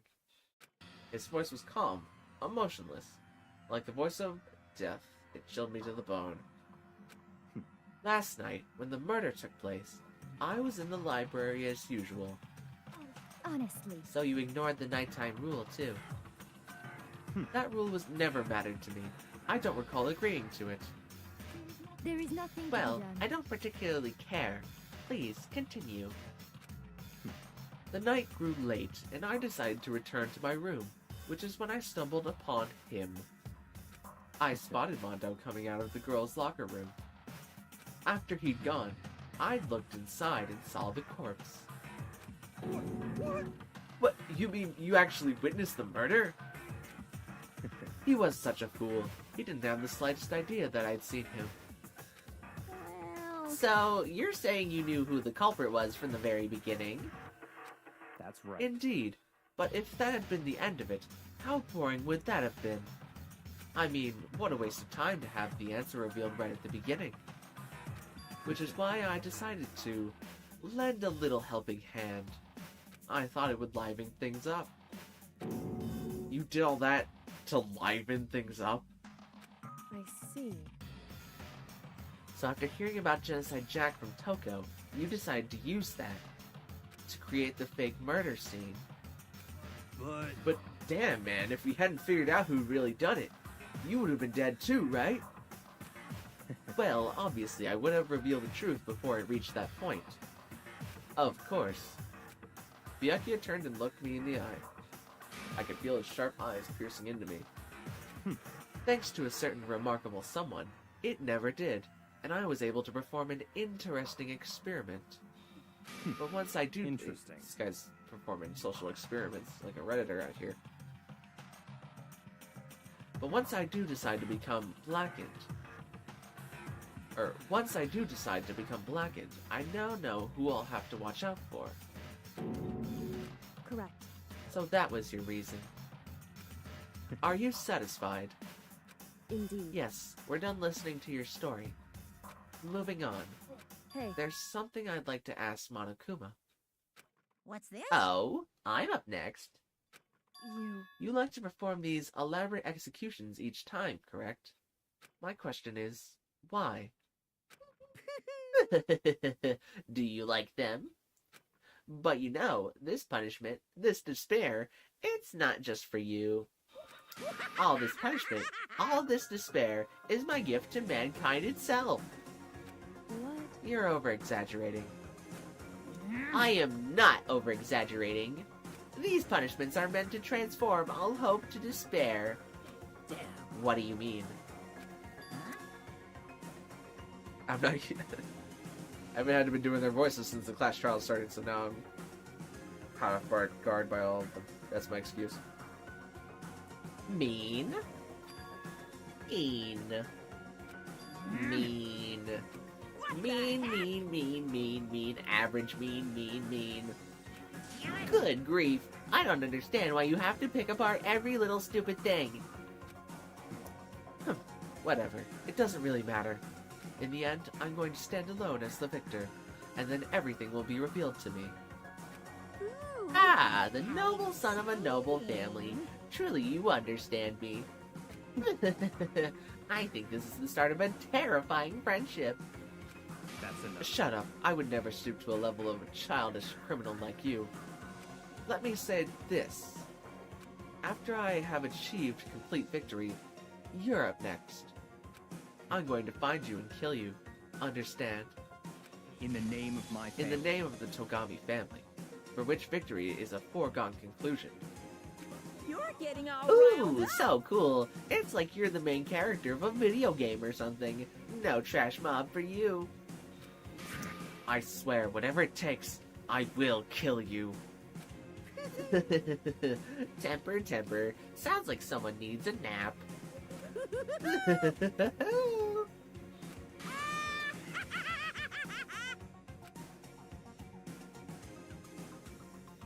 Monokuma's laughter peeled across the courtroom, and the curtain closed on the case of Chihiro and Mondo. But I knew that wasn't the end. The killing game would still continue, because the mastermind wouldn't let it end. For those of us who were still alive, our worst fear and despair kept on multiplying. It was the kind of despair that felt like a blind puppy in hell and had more of a future than us. All of our courage, our effort, our friendship, it was like it amounted to almost nothing. It was the worst kind of despair.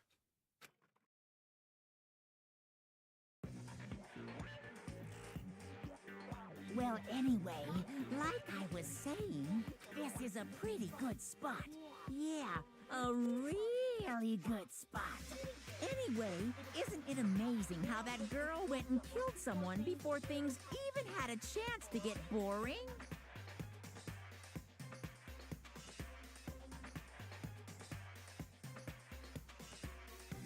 Wait, what? What is he talking about?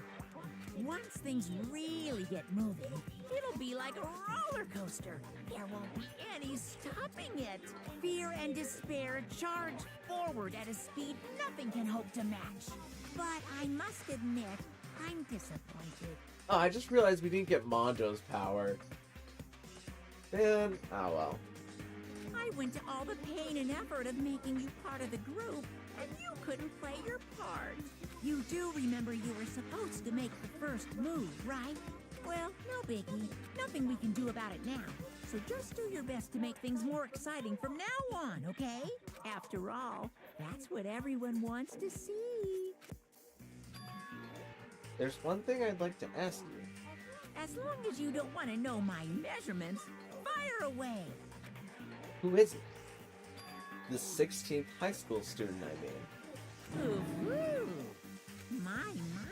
You really took me by surprise there. I know I said you could ask anything, but super denied, ultra denied, demonic denied. Because you see, that's my ace in the hole. And nobody'd be dumb enough to reveal that, right? No matter how close they were to their friends. What is this about? I have no clue what that was about. Or if it'll be important for next chapter or the overall arc. That was just weird.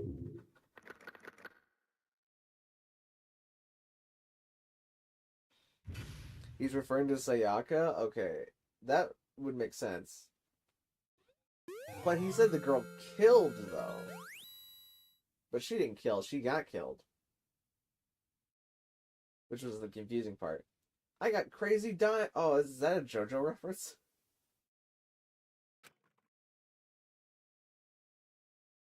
You want to say the data? I mean, yeah, sure, why not? How many slots do I get? Yeah, I'll save one for the end of chapter 2, right here.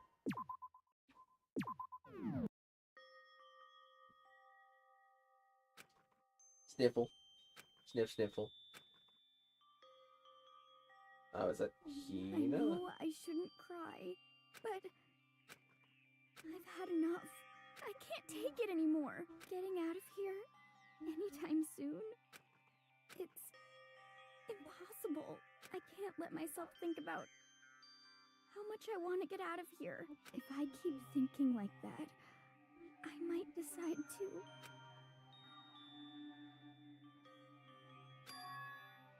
Donuts. I need some donuts. That'll cheer me up.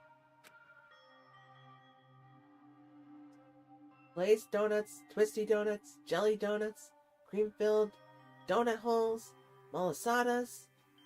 Okay. Oh god of donuts, I'm praying for a wonderful encounter. Sniff, I'm sorry. Please forgive me for breaking the nighttime rule. But right now, for me, donuts are absolutely necessary. Huh? Huh? What's that sound? It's that, construction noise that they were talking about a while ago. It sounds like it's coming from the bathhouse. But I'm super scared, but... Is someone there? Oh, what are we looking at here?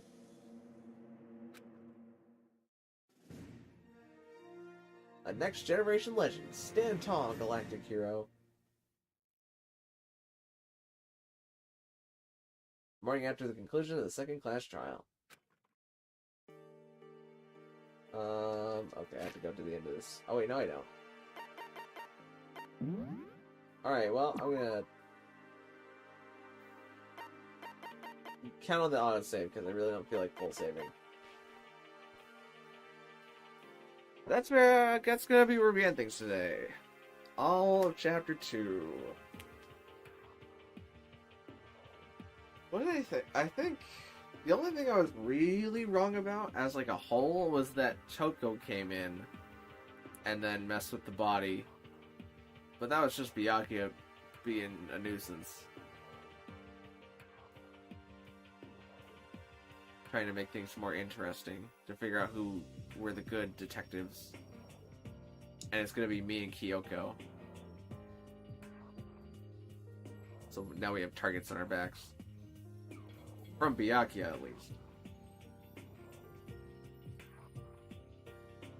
And they're curious. But thank you guys so much for watching. If you liked it, maybe consider leaving a like on the video, and even consider subscribing, because both of those things help me out an absolute ton. And I will see you in the next one. Thank you very much.